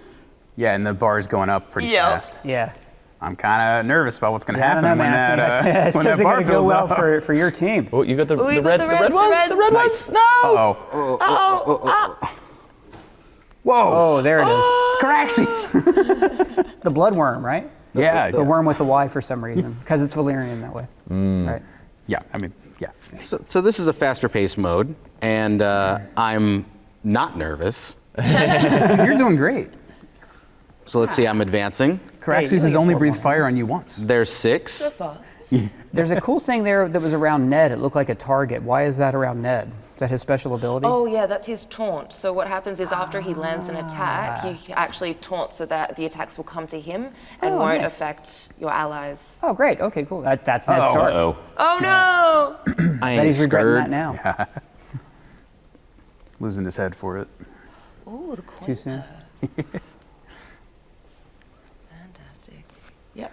Really? This is real. Like I am. What do you guys think? You're in lightning mode, man. When It's I get quick, to yeah, it's the quick, quest, I am like. Yeah. You mentioned so this was a careful about it. fast-paced mode, but you were just like rolling Tearing through through Yeah. this. Oh, I mean, I'm such a thinker. Oh, the red. on hard mode too. Like he's got only 2 enemies left and all 5 of his guys. Oh, and you got Ned? Let's go, Ned. Yeah. Ooh, Ice.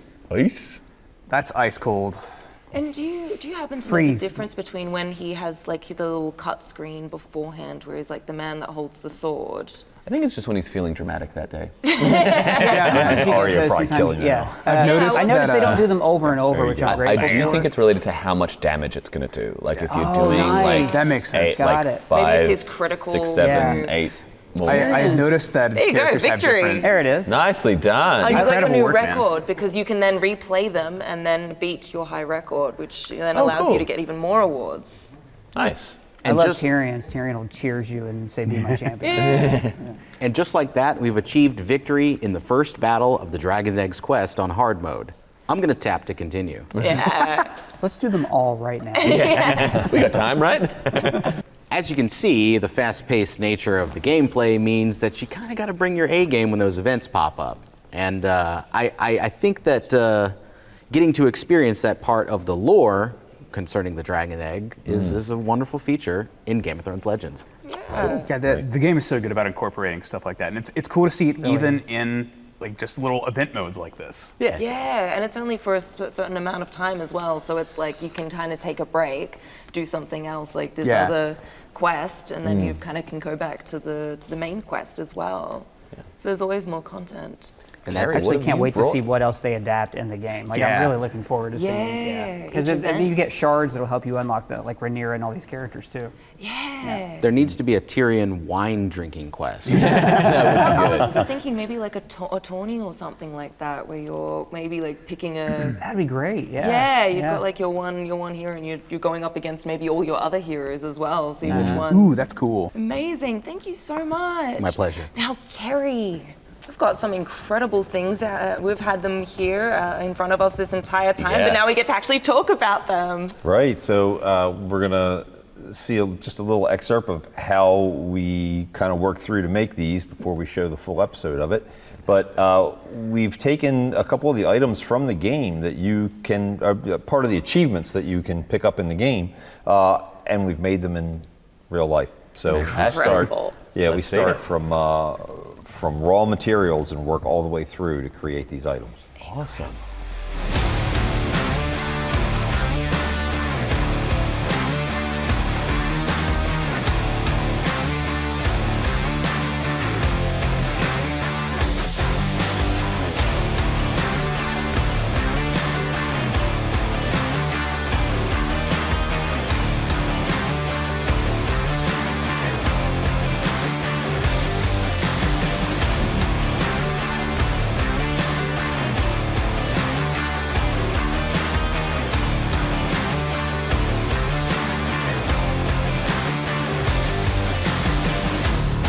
what we're seeing now, we made these parts in steel, but they needed to have a golden hue to them. So even though these are forgings and parts that are all made in steel, what you saw Andrew doing here is heating up the parts just slightly, and then we use that wire brush that you see him using is actually all brass. And the heat difference between here and the friction from the brass permanently layers the brass over top of the steel. So even though these appear to be brass fittings, they are actually steel underneath with a layer of brass that is applied under heat and is very, very permanent. It can even be fully polished and look like a solid brass part, but it has the strength of steel. Incredible. That's early in the video, what we saw was this blade, which is created all from forging. So we start from a rough bar of hard steel that we can work from, bring it up to a higher temperature, around 2,000 degrees, maybe a little bit higher. And then we're forging this form out under our big hammers. Same way we would make a sword as well. But this is the slender dagger from Legends, from the game. And so we created this piece really as it would have been done historically. I mean, the lathe that you see is a modern machine, but a historic lathe would have been used to create these same parts exactly the same way. It just wouldn't have had a motor. It would have had a foot treadle, like a sewing machine, like an old foot treadle sewing machine. Same type of thing. So this took us about, I would say about 2 weeks to create. Andrew and myself worked on it, constantly. And in the midst of that, we also decided that we would make the chain belt that we discussed earlier in the game. That is also another image that we received, with the game. And so this is something else that you find in the game. And we made every one of these panels. And this is actually the reverse of that. These are made in brass because it allowed us to emboss these forms. And then they're covered in nickel and darkened to give more of a steel look to it, which is what we see in the game. And this is also an item that's acquirable in that. Incredible. So cool. Yep. I mean, I ask this question all the time, but all these items look incredible. Yeah, pass it around. What is the deceptively hard part of making these? Like, because we see this and it all looks fantastic, but what is the thing that you're like, this takes a lot of time, no one realizes it? Well, one of the things there really is just something as simple as the small forgings here on the end, getting that shape to match what we have in the small thumbnails from Game of Thrones Legends. We wanted it to be as close as it could be. And when you're working from a small image, you have to make some decisions. So we weren't exactly sure what the engraving was, so we went ahead and went with the 7-pointed star. So we know it would have a good look to it, and it would be tied directly to both the show and the game that way. Perfect. And so that was a big part of it for us, was to, you have to make those decisions of how you create each individual part to look like that. And sometimes we do it the easy way, and sometimes we do it the hard way because we want to show all the different processes. And that was a combination of things here. This was almost completely done in a historical manner, and even though these were pressed under a press, we did cheat making the original die that makes this form, and we used a computer-controlled machine to do that. And so, you see those type of things where we may cheat, but we're doing that so that we can show a process on the AweMeto channel that somebody might not have seen a way to do that in the past. And sometimes it's about being expedient. Like, how do we create these things fast enough to make sense and to be able to show that to the viewer? So it's always great when we have good images from the game that we can work from, because quite often it's games that we're working from. And I think we got right on the money what we were shooting to do. So absolutely, that dagger certainly is what we were hoping for. Yeah, I think the effort has paid off. Honestly, it looks really incredible. How'd you make this cool engraving right here? Well, that's magic. Well, secret. How many hours did each thing take? And in that way, they're very different in the amount of time that they take to make, because we're forging this piece and we're making one finished piece from it. And so this probably has about a week to a week and a half minute, maybe hour-wise, 30 consecutive hours into something like this. In the case of the belt, all the work goes into making the very first piece. So we have to make a die that these can then be replicated in. And in that way, while making the die, we may have done it in a more modern way. Having a die and using a press to create these plates is exactly how it's been done for 1,000 years. So what we show is how we make that die, and then we make each one of these. So the die is probably 50% of the work. And then making the rest of them and getting the finish goes relatively quickly after that. So the very first plate is the hard one, and the rest of them are replicated fairly quickly. And that die would be good to be used for probably 1,000 or 2,000 plates before we would have to recut it. Incredible. I was actually going to ask how so long it was something where would we could make more like that. That's incredible. And what is the die made out of in order The die to... is made out of hardenable steel. Yeah, which we do harden it. So when we cut it, the steel has to be soft, as steel would be, as soft as you can get it. And then we'll cut all the form of this into the steel, bring it up red hot, about 1,500 degrees, quench it into oil so that it's hard. And then it will take the pressure of pressing into these. We actually used a lead backer that forces the design, but the lead can move a little bit until it fills the steel die. So. How much pressure does it take? I was using 80 tons of pressure for this. 80 tons? Oh, incredible. Oh my gosh. Cool. That is so cool. And it's amazing that you're able to use the modern technology that we've got. Because obviously making a die like that could have taken how many hours? Yeah, a die like that to have hand cut, which we do somewhat also, but to have hand cut that probably would have taken me at least a week. Wow. Yeah. Thank you guys so much for everything that you've brought. I've learned so much. It's been incredible seeing how each of your talents and skills have been able to bring more light to the lore of Game of Thrones legends. It's so cool. But we're going to close this out and we're going to be going to another section. And I think I'm going to bring two of you whose skills I think are going to be very relevant. Who's ready? I'm going to bring Kerry and I'm going to bring Ryan. All right. And I'll explain why when we get to the next room. But we're heading now to Winterfell. You ready? Awesome, let's go. Let's do it. All right. Away. Come on down. All right. Call the champions of Westeros to your side. Harness their swords, or even something a little stronger. Dracarys. Game of Thrones Legends. Play now.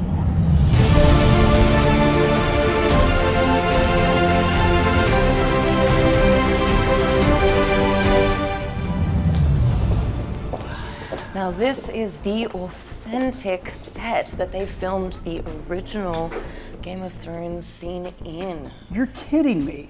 Not kidding, but there has been a murder.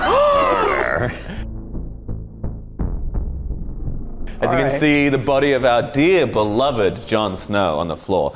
A professional dead body, don't worry. Even if I were to poke him directly in the face, he would not move, for he is deceased. Can we try that? Can we? I would suggest not to. But before you have some clues, some hints, and it is your jobs as detectives, of course, you've been called in to solve this murder most foul. I do also want to point out that yes, while you do see some clues in front of you, there are some that have possibly been hidden in some places. So It'll be up to you to find them. Okay. So, start with the basics. What have you got so far?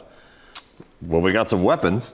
Yeah, definitely. And weapons that correspond to each of these characters in some way. Interesting. Absolutely. Because we've got the cat's paw dagger, and that was originally owned by Littlefinger in the show, in the first show, not the second one. Ygritte and her bow and arrow, and Jaime Lannister, and I don't remember the name of his original sword. Widow's Well? No, it's not Widow's Well. That was the one that, when they melted down ice, they turned into two swords. His was Oathkeeper. But that might be Oathkeeper, but that's not Jaime Lannister from when he had Oathkeeper. So yeah. You would know. But I know the characters, you know the weapons. Yeah. You chose well. Yeah. So, where do you think you'll start your search for clues? Well, I think we have a pretty glaring clue right there, right? And they're all pointed toward him. Is that what you mean? No. Okay, tell me. See the sash? Oh yeah. Does it have a note in it that says we killed him? Damn, perhaps that's our answer. It's a written confession. If only it was this easy. Parchment. Aha. All right. So we've got something that's showing us the wound. It says it was 12 inches across. 1.2 inches, yeah. 1.2 inches. Yep. And then there's a wax seal, and then this is like a coroner report, a cadaver report, but it's written on parchment, which is really cool. Very period. Do you think the seal means anything? I don't know the seals I don't from either. But if the wound is, it's from the Maester seal. Thank you. If the wound is 1.2 inches, that's going to rule out a lot of these, right? Well, it's definitely going to rule out the arrow, I think. Okay, because the arrow is thinner than that. So Egret, I think she's off the hook. Maybe. Yeah. Well, it could be an arrow. Maybe. Could be an arrow at 1.2 inches. Well, yeah, the arrow head actually wouldn't be the shaft. Yeah, that's true. What's the normal width of a sword as opposed to a dagger? It kind of depends on how far the sword goes in, right? That's a good point. And then the wound itself, is there anything about that makes you think? Well, it's a cut, but all of these would produce some type of a cut. Okay. I don't think the arrow would, but... And then the actual, does it have a marking on where he was stabbed on there? The body is showing from behind, so it is telling you that this wound was delivered to the back. To the back. So can we roll him over and see what the... I guess not. We don't want to disturb the crime scene too. Do feel free though to walk around the room because there are hints hidden around possibly. All right. That might give you a bit more context to Well- what has transpired here. Now we got a piece of fur right here, which looks like it is from... This is the faux fur that we learned about earlier. That's part of the cloak. I remember, I was there. Yeah. So this could have been taken off of him. Well, definitely was. Or it could have been from Someone any else. of these suspects. Oh, good point. Good point. In the tussle. Would have been Egret, I Yeah, think. Yeah, 'cause- definitely. right. Yeah. I was thinking an arrow would have cut some of this off too. So True. that might be a double thing. Does it match up with the fur that we see? Not really. Not really. No, different That's texture. suspicious. Okay. I might send you two around the room to go looking. If you don't mind. Yeah, that'd of be fine. course. Yeah. Please feel free. Obviously, please do not touch any of the costumes, but you may find some things that are out of place. Now, I think I got a good one right here. Ooh, what have you found? This is Feel a free to pick it note. up. Can I reach over here? Yeah, Okay. pick it up. This is really cool. Getting to do this. Now, this I think maybe is pretty obvious. I forgive you, signed Y. Ooh. Now, Seems pretty obvious. however, For Jaime Lannister, of course. yeah, for Jaime Lannister, right? However, why would Egret say she forgives him but also kill him? You know, and as we know, like he did her pretty dirty. He pretended to be a free folk and he wasn't, and all that. Would she have just stopped by and let this note? Or is this is this enough? I don't know. Is this pretty because circumstantial? She could have killed him feel like and you- then forgiven him. That's the wrong order to do these things. And I don't think it's fair. I wonder if there are more clues that could further let's keep solidify looking. this, because I got to be 100% Something sure. on the floor over there? Looks like it. Before we go north of the wall, and we demand the king's justice to her, I think we really need more proof. I think so. See. What? That's not part of it, right? Oh, Can we? You can reach. Touchy. Yeah. What do you got? What do we got there? Aha. Yeah. Aha, let's take a look at this. Hear ye, let it be known throughout the seven kingdoms that Sir Jaime Lannister, the mighty lion of Casterly Rock, hath emerged victorious in yesteryearn's grand tourney. With unmatched valor and peerless skill, he did smite all challengers and claim the champion's wreath. Rejoice and sing praises, for House Lannister's honor shines bright, and Sir Jaime stands as Westeros' most noble knight. ooh. I'm not sure how this applies. I don't know how that applies either. Jaime, at this point, so this is telling us like period-wise, right? Like this is the Jaime from earlier in the show. He was the guy who Right. won It tourneys. It also tells you what he was up to. Right, it gives him an alibi. Thank you for that. Right, could give him an alibi. And the other thing is, Like how I'm like, what's the you know, timeline of this? And the you're like, well, no, reference, he's an the alibi. reference to him being a noble knight, although he's done some dastardly deeds. Right. I That might don't also be a rewriting feel of like, history. I think yeah, so. but I don't feel Yeah. like a stab in the back Sounds very is noble. his way. Is it though, the Kingslayer? All right. I reckon we can keep looking for some clues. I reckon there's some more. I would like that. Yeah. Okay. I was very actually cool. pointing to piece on the floor here. Okay, yep, good one. Now this one, and see, like I told you, let's not jump to conclusions about Ygritte, because look, what do we got there? Well, that could be anyone. Yeah, no, that's clearly a Lannister Could be, lion. but it's definitely Lannister. Right, and we also know wouldn't be the first Stark murder that Jaime Lannister tried to commit or did commit inside these vaulted halls. That's so I'm just very saying. true. Now, I do wonder, just to mix this up a little bit, devil's advocate, would Jaime Lannister, pretty smart guy, leave a lion laying around at a murder scene? Would Ygritte leave a note? And also, can she write? It does look like if she was going to write, I feel like it would look like that, to be honest. I'm just saying, That's true. I don't want to jump to conclusions about Jon's one true love. That's all. The lion's pretty rough, though. I mean, that's, plus the stabbing in the back. That's pretty Jaime territory. Yeah, you're not wrong. You're not wrong. Yeah. I think maybe if we wonder about it a little bit more, you've been incredibly apt at picking up these clues, but I think there might be a little bit more to I feel like there's reveal. one piece missing. One piece missing. Okay, well, so We far, wonder? Littlefinger is definitely out of the running. I haven't seen anything to make me think that he would be the guy. Ooh. And, okay, there it is. And yet he still has the feel of it. Yeah, all right. Oh. Excuse me, Lord Karstark. Okay, all right. We have one last piece of parchment, very well printed, not handwritten. To the officer of the City Watch, I, Sir Jaime Lannister, write to formally report the theft of a brooch belonging to my person. The item in question is a golden lion. Hey, this is a golden lion. The symbol of House Lannister. It is of significant value, both in gold and in what it represents. The brooch was last in my possession this morning before I visited the gardens of King's Landing. Upon returning to the Red Keep, I found it missing, likely taken during my time in the gardens. I trust the City Watch will handle this matter with urgency. The brooch is not merely an ornament, but is a symbol of my house's honor. Signed, Sir Jaime Lannister, Kingsguard and Knight of House Lannister.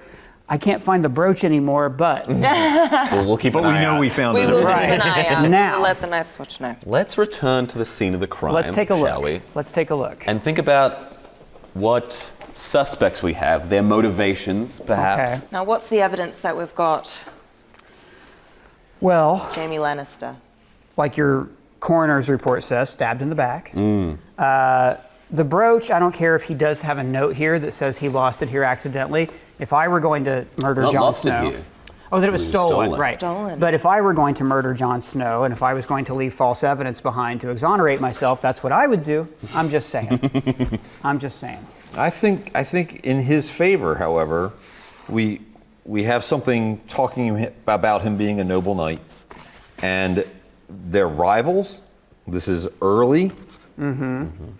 I think that would be a battle from the front. True. And not a true. stabbing in the back. True. And I just don't really see that for him. And Incredible. And knowing what we know about Jaime, it's not like he was happy that he stabbed the king in the back. It's his greatest shame. Right. Like Right. he's been living that down his entire life. That did it for me. Yeah, think I about the yeah. fight with Jaime and Ned Stark. You know? Right. Yeah, true. He Might not have been honorable, but it was in public. It was direct. a public battle of wits Exactly. and sword. Yeah, okay, I love that. And see, All that's right. where your knowledge of weapons is. Yeah, very relevant. That's good. That's good. All right, now we've got suspect number 2. I mean, look, there's two pretty obvious. I'm just going to keep this brooch for myself. There's two pretty obvious pieces here, right? We have the note, "I forgive you," and then we have the piece of fur, which does not match the fur on Jon Snow. Correct. Right? Not that I can see. Pretty strong indication that it came from her. What do you think? Well, not in her favor. Yeah, She shoots him as he's riding away. you're right. Yeah, shot him in the back. we know that she is willing to shoot him in the back. Right. Past Very- clause doesn't call Very for difficult. Very Right, difficult. right. Very difficult to say. I'm still a little up in the air on her, probably. However, So, from The what we know convenience of of the the free note. folk, they tend to be quite straightforward people. Very true. Very true. Maybe, but it just, it seems too convenient that these things are laying around. It just seems. Well, that's what that is Yeah. exactly where I am, and we Thank know you. what too convenient is. Yeah. It's giving us a quick, easy path in two other directions. Yeah, away from the other suspect. Exactly, from somebody who's a master in misdirection. We should have teamed up before this. I think we're really, I think we got this. You know, a knife in the back is a knife in the back. Damn straight. Like, you know. Yeah. So, suspect number 3, Peter Baelish. What do we know about him? He's a schemer. Always. He covers his tracks. Covers his tracks really well. Littlefinger also, it's not really in the show, but in the books, he's like everybody's friend. He's nice to everybody. Nobody sees him as a threat. Right. And so he's the kind of person who would easily get access to different places because, Littlefinger's great. He comes here to help all the time, right? Yeah. Of course, has a vested interest in Winterfell because of Catelyn Stark. He does. And think about this. If you want motive, who does Catelyn Stark hate? Yes. Jon Snow. So if he was going to kill him. Yeah, through the entirety of it. Yeah, Exactly. Definitely. So if he wanted to impress her or make her life better in some way, I could see that happening. So I don't think her killing that, him. for me, I'm not sure that we exonerate the wildling. But I think Okay. we know who's guilty. Well, it's the convenient. I'll tell you the other thing that we haven't mentioned yet. Can I see that real quick? Yeah, So please. this is a letter from Jaime Lannister from King's Landing. Westeros is the size of South America. Yeah. So you're going to tell me right. that this letter traveled, a raven couldn't fly this fast, a dragon couldn't fly that fast. To leave that brooch right there and for Jaime's letter to make it here before anybody, and by the way, we're the first people in here. The Starks have not discovered this body yet, so this is a fresh piece of meat. I'm thinking it's Littlefinger. I think he obviously planted this evidence around, but he didn't count on 2 people from the 21st century figuring this out. That's where I'm at. That's Well, where when it comes to finding Easter eggs, this guy. Well, You're the guy. the weapon thing is what really got me with the stabbing. So that was all you. knife in the back. Amazing. So, you've selected a suspect. Have you selected a weapon?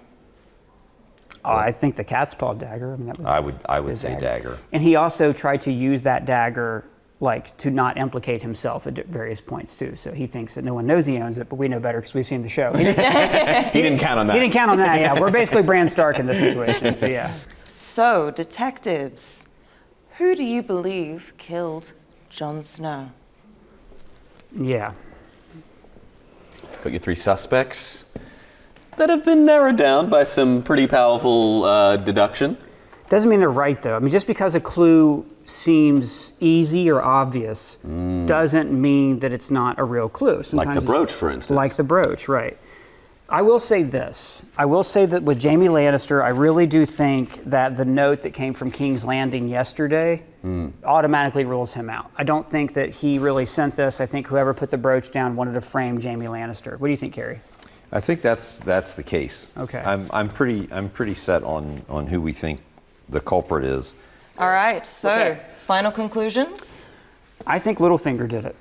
Littlefinger with the dagger here in this room. Yeah, in the Hall of Winterfell. Well, let's see if you're right or if you're wrong. Pat, if you will tell us, who killed you? It was Littlefinger with the dagger. Incredible job. Thank you. I love that Jon Snow comes back to life too. That's part of the game. Just a little bit of blood magic fixes it right up. Excellent. Incredible work to our detectives. Well done. Yes, for solving the mystery. fantastic. You put together all the clues. You were able to figure out all the red herrings that were put out by Littlefinger himself. That's incredible. You guys should be done. very proud of yourselves. Thanks so much. High five. Yeah, we got it. Thank you.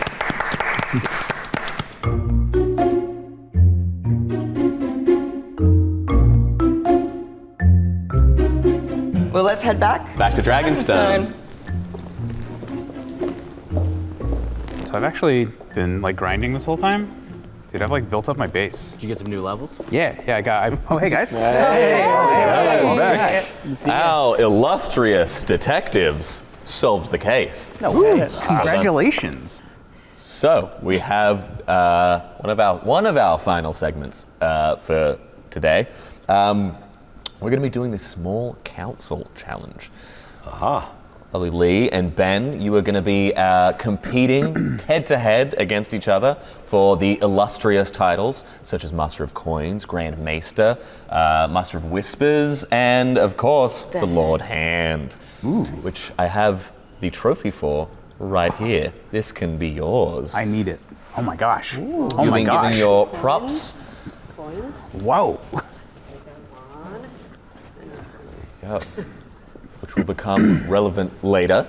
But for now, let's jump into round one. Sure. Let's go. Let's do this. Let's do it. You're you can going down. also, of course, so while it is being played between you two head to head, feel free to call on your advisors if you think it's necessary.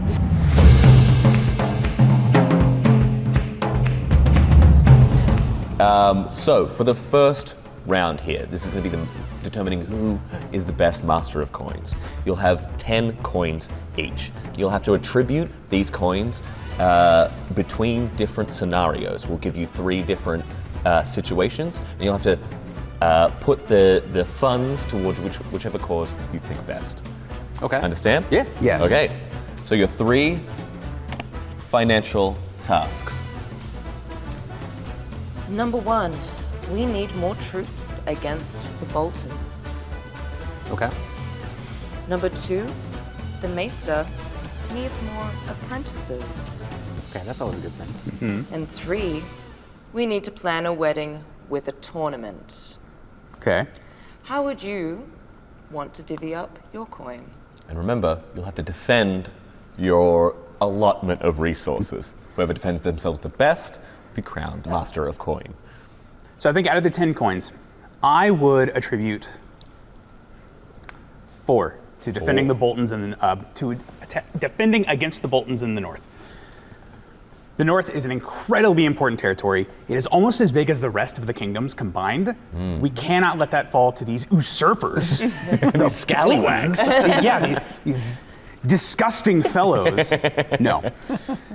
Next, I would attribute 2 coins to the training of new maesters. Science isn't real. We don't need that. That's ridiculous. We have blood magic. Yeah, exactly. Exact. Thank you. Somebody understands. No, that is, while that is important, I think we have limited resources and the money is better spent elsewhere, like 4 more coins for the tourney. Oh. Tourneys are an incredibly important part of the culture of Westeros.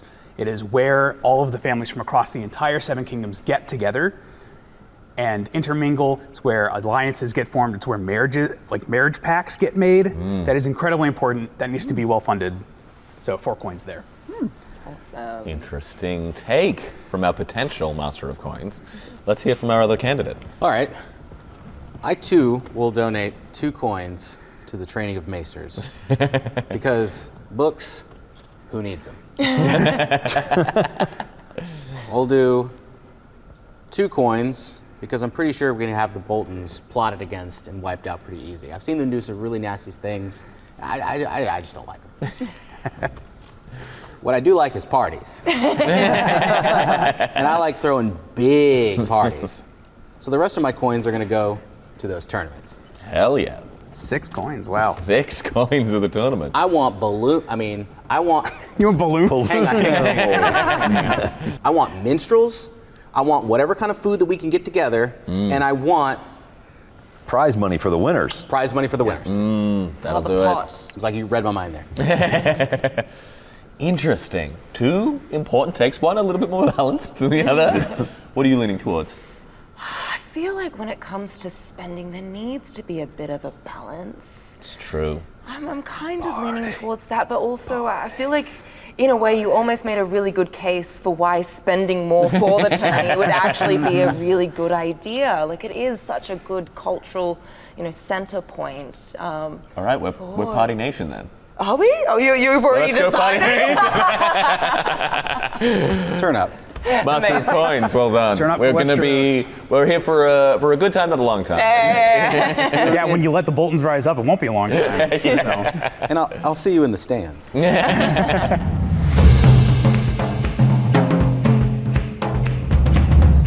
right, so now on to round 2, where we'll be seeing who can be the Lord's Hand. for the coveted trophy. I really want that. So, Zach here will be giving you a few tough decisions where you'll have to make a very tough choice. And you'll just need to pick one, justify it. You've only got about 10 seconds each to justify why you would make that decision. And whoever makes the most convincing argument will become the Lord's hand. Thank you. So, scenario 1. A famine strikes the land. Do you distribute limited food supplies to the people or stockpile it for the future? Lee. And angry people are people who are going to uprise against us. And while preparing for the future is very important, I would absolutely distribute that food to the people. Interesting take. Ben. I too would distribute the food to the people because an uprising in the winter would just be a terrible thing to have to deal with. See, 2 very similar points. I think I'm gonna give it to Ben just because you mentioned winter and how that is such a scary motivator for people. Because winter is coming.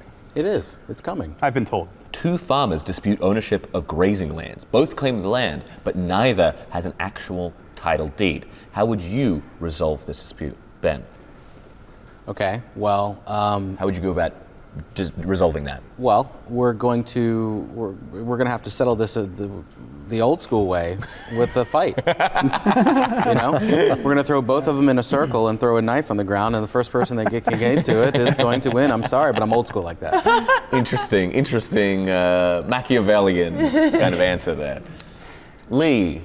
Yeah, I would dig deep into the archives and see if we have any information on who actually owned that land. And if nothing came up, I would ask their vassals, who has actually been tending to that land? Who has been taking care of it? And whoever has actually been taking care of it would get the land. Wow. A little bit more of a nuanced, thoughtful approach. I think this one is going to go to Lee. Absolutely. Finally, a thief was caught stealing. Will he lose his right hand or his left hand? Lee, make this impossible choice. Clarification, which hand stole the thing? Oh! I mean, I would imagine it would be his dominant hand. Let's say he's left-handed. Let's say he's left-handed, it's his dominant hand. His left hand's got to go. Sorry. It's got to go. That's justice is hard. Sorry, guys. Well, a test would have to be performed. I would first put him on trial and ask him to write his name. Whichever hand he wrote his name with, that hand's got to go. You know, it's got to go. While I appreciate the insight into how you would achieve this, essentially was Lee's idea. Take the dominant hand. I'm going to go with Lee on this one. Oh, thank you. I'm very excited about this pin. Congratulations, our new Lord's hand. Oh, thank you so much. I'm very excited about this pin. It's a very oh my cool gosh. For you. Thank you so much. Not a problem. Wonderful.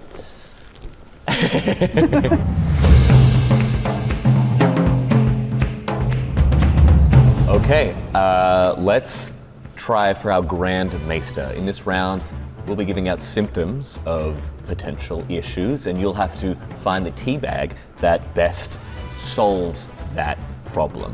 In front of you, you can see we have various different teas, but only a few will be acceptable answers to our symptoms.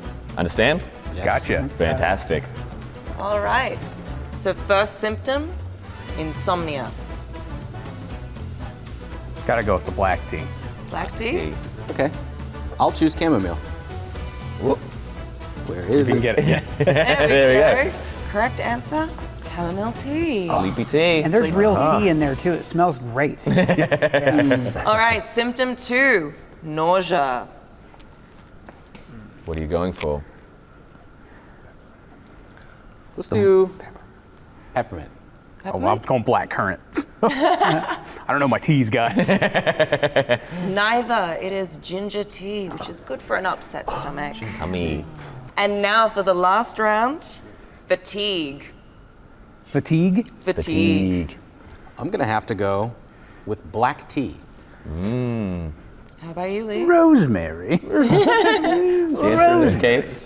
It is black tea. black tea. Contains caffeine. There Science you is go. for nerds. Good job. Well, congratulations, man. You seem to be our Grand Maester. Well done. Wonderful. And I think it's tea time. It's tea time.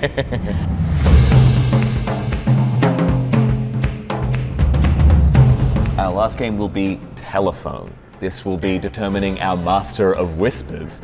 And we are going to give a whisper into Kerry's ear. This is going to pass all the way down. There's maybe not a definitive winner for this, but if you can get the correct phrase that's being passed into Kerry's ear, I think it'll be a collective win for the group, right? Okay. Fantastic. Do you want to go read the sentence? The real Master of Whispers were the friends we made along the way.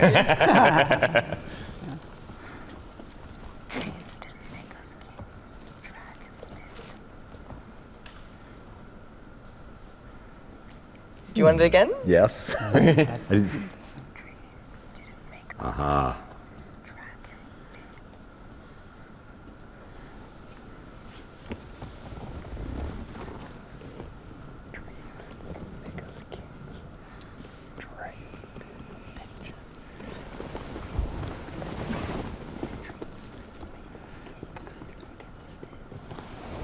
I felt like I had power I should have abused. Oh, no. Okay. All right. Do we have our answer? Yeah. Dreams did not make us kids. Dragons did. Is that not right? So close. I did not do that. The correct phrase was dreams didn't make us kings, That makes dragons more sense. did. Well, Where did that we're going to have a go real wrong? bad Master of Whispers, but everything else, top notch. Thank you so much for playing. This has been incredible. Thank you, guys. Cheers. We do have one last surprise for you, though. But before we reveal it, we just want to say, what was your favorite part of tonight as we're kind of wrapping up, getting to the end of our night? I think the Easter eggs were fantastic. Yes. Yeah. I genuinely learned a lot. Yeah, I actually think seeing everybody's like setup and team and like how they were handling their base, I thought that was very educational for me. Yeah. I'm going to be changing how I play the game a little bit. So I think that was probably my favorite part for tonight. Yeah, that's great. And for me, it was also the Easter eggs, because that was kind of it was stuff that I feel like some of maybe we should have caught, and things that we didn't, and kind of reveal. Now we got to go back and take another look just because of the information you gave us. I feel like so indicative of how dense the lore is. Oh, incredibly, yeah. And but speaking of things I didn't catch in dense lore, I love your presentation. The way you could take it and say, I knew everything you said, but I never connected the dots like that. That was so cool. So that, and I'm with you. I loved learning about the game more, because I've been playing the game, and I think we all had aspects of it that we caught that other people didn't. So like just meeting fellow YouTubers and influencers and getting to just hang out and talk Game of Thrones and talk Game of Thrones Legends was like huge. Yeah. I love doing that. Good to be gaming together. Yeah, it is. It is. Our alliance is strong, guys. Alliance is strong. And now, we've got one last surprise for you. Kendall, if you would. Guys. Oh my God. Guys, do you see that? Yeah, I can see him too. I wish that was hilarious. Kendall has spent the last few hours getting dressed. It usually doesn't take him that long. That's creepy. Wow. This is incredible. Is it safe? You will get ice burn on your knuckles. I thought you were CGI. I am. This whole time. Just in real time. This is incredible. Yeah. What they can do these days. This is such an incredible look. How long did this take? How long have you been under the brush? Under the brush, 4 hours. Yeah. And that's just me sitting down. I don't know how long when you can consider the time it made to do the costume, to get the prosthetics ready, pre-production, all that. But me, just 4 hours sitting down and letting Jen work her magic. Yeah. Absolutely. How are you feeling? I'm feeling great. Yeah. I know I look angry. I don't really have an option. I'm kind of stuck like that, but underneath, I'm loving it. Feel great. Say maybe this hairstyle too might suit you in the future. You might rock the horseshoe. That was pretty ice cold of you right there. Yeah, so this costume is incredible. How did you guys make it? This was all made by Forgeling, one of the Deerstalker family, made both the costume and this spear.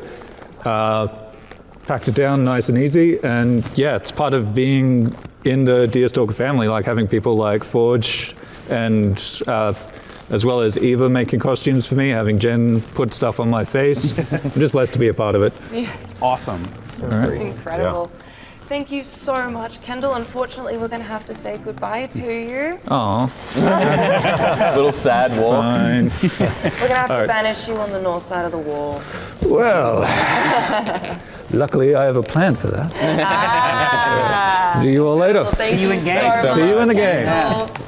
Incredible. And thank you so much to our players. Like, honestly, you guys did such an incredible job. Yeah. This was you guys as much as it was anyone. This was incredible work from you guys. Honestly, it's been so amazing watching all of your unique talents and learning so much, and I think all our viewers have learnt something as well. Absolutely. And thank you to Game of Thrones Studios. This was incredible. This is Belfast, Northern Ireland, and it was such a unique experience to be here. Oh, so special, especially with some of the original sets as well. Yeah. So exciting.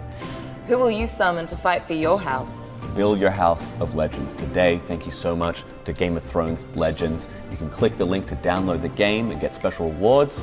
Make sure you do that today. Get started. All right, we'll catch you next time. I'm still obsessed with this dagger. It's incredible. Like, the weight of it. The weight of it. What do they even use in Westeros? Yeah, it feels like there's like a camera. But they actually make the inside of it so it's like a graphic. I feel like you could rock the belt. Hopefully. How would they even know what the Yeah. Did they kill one? Yeah, they had. Well, that's a real skull.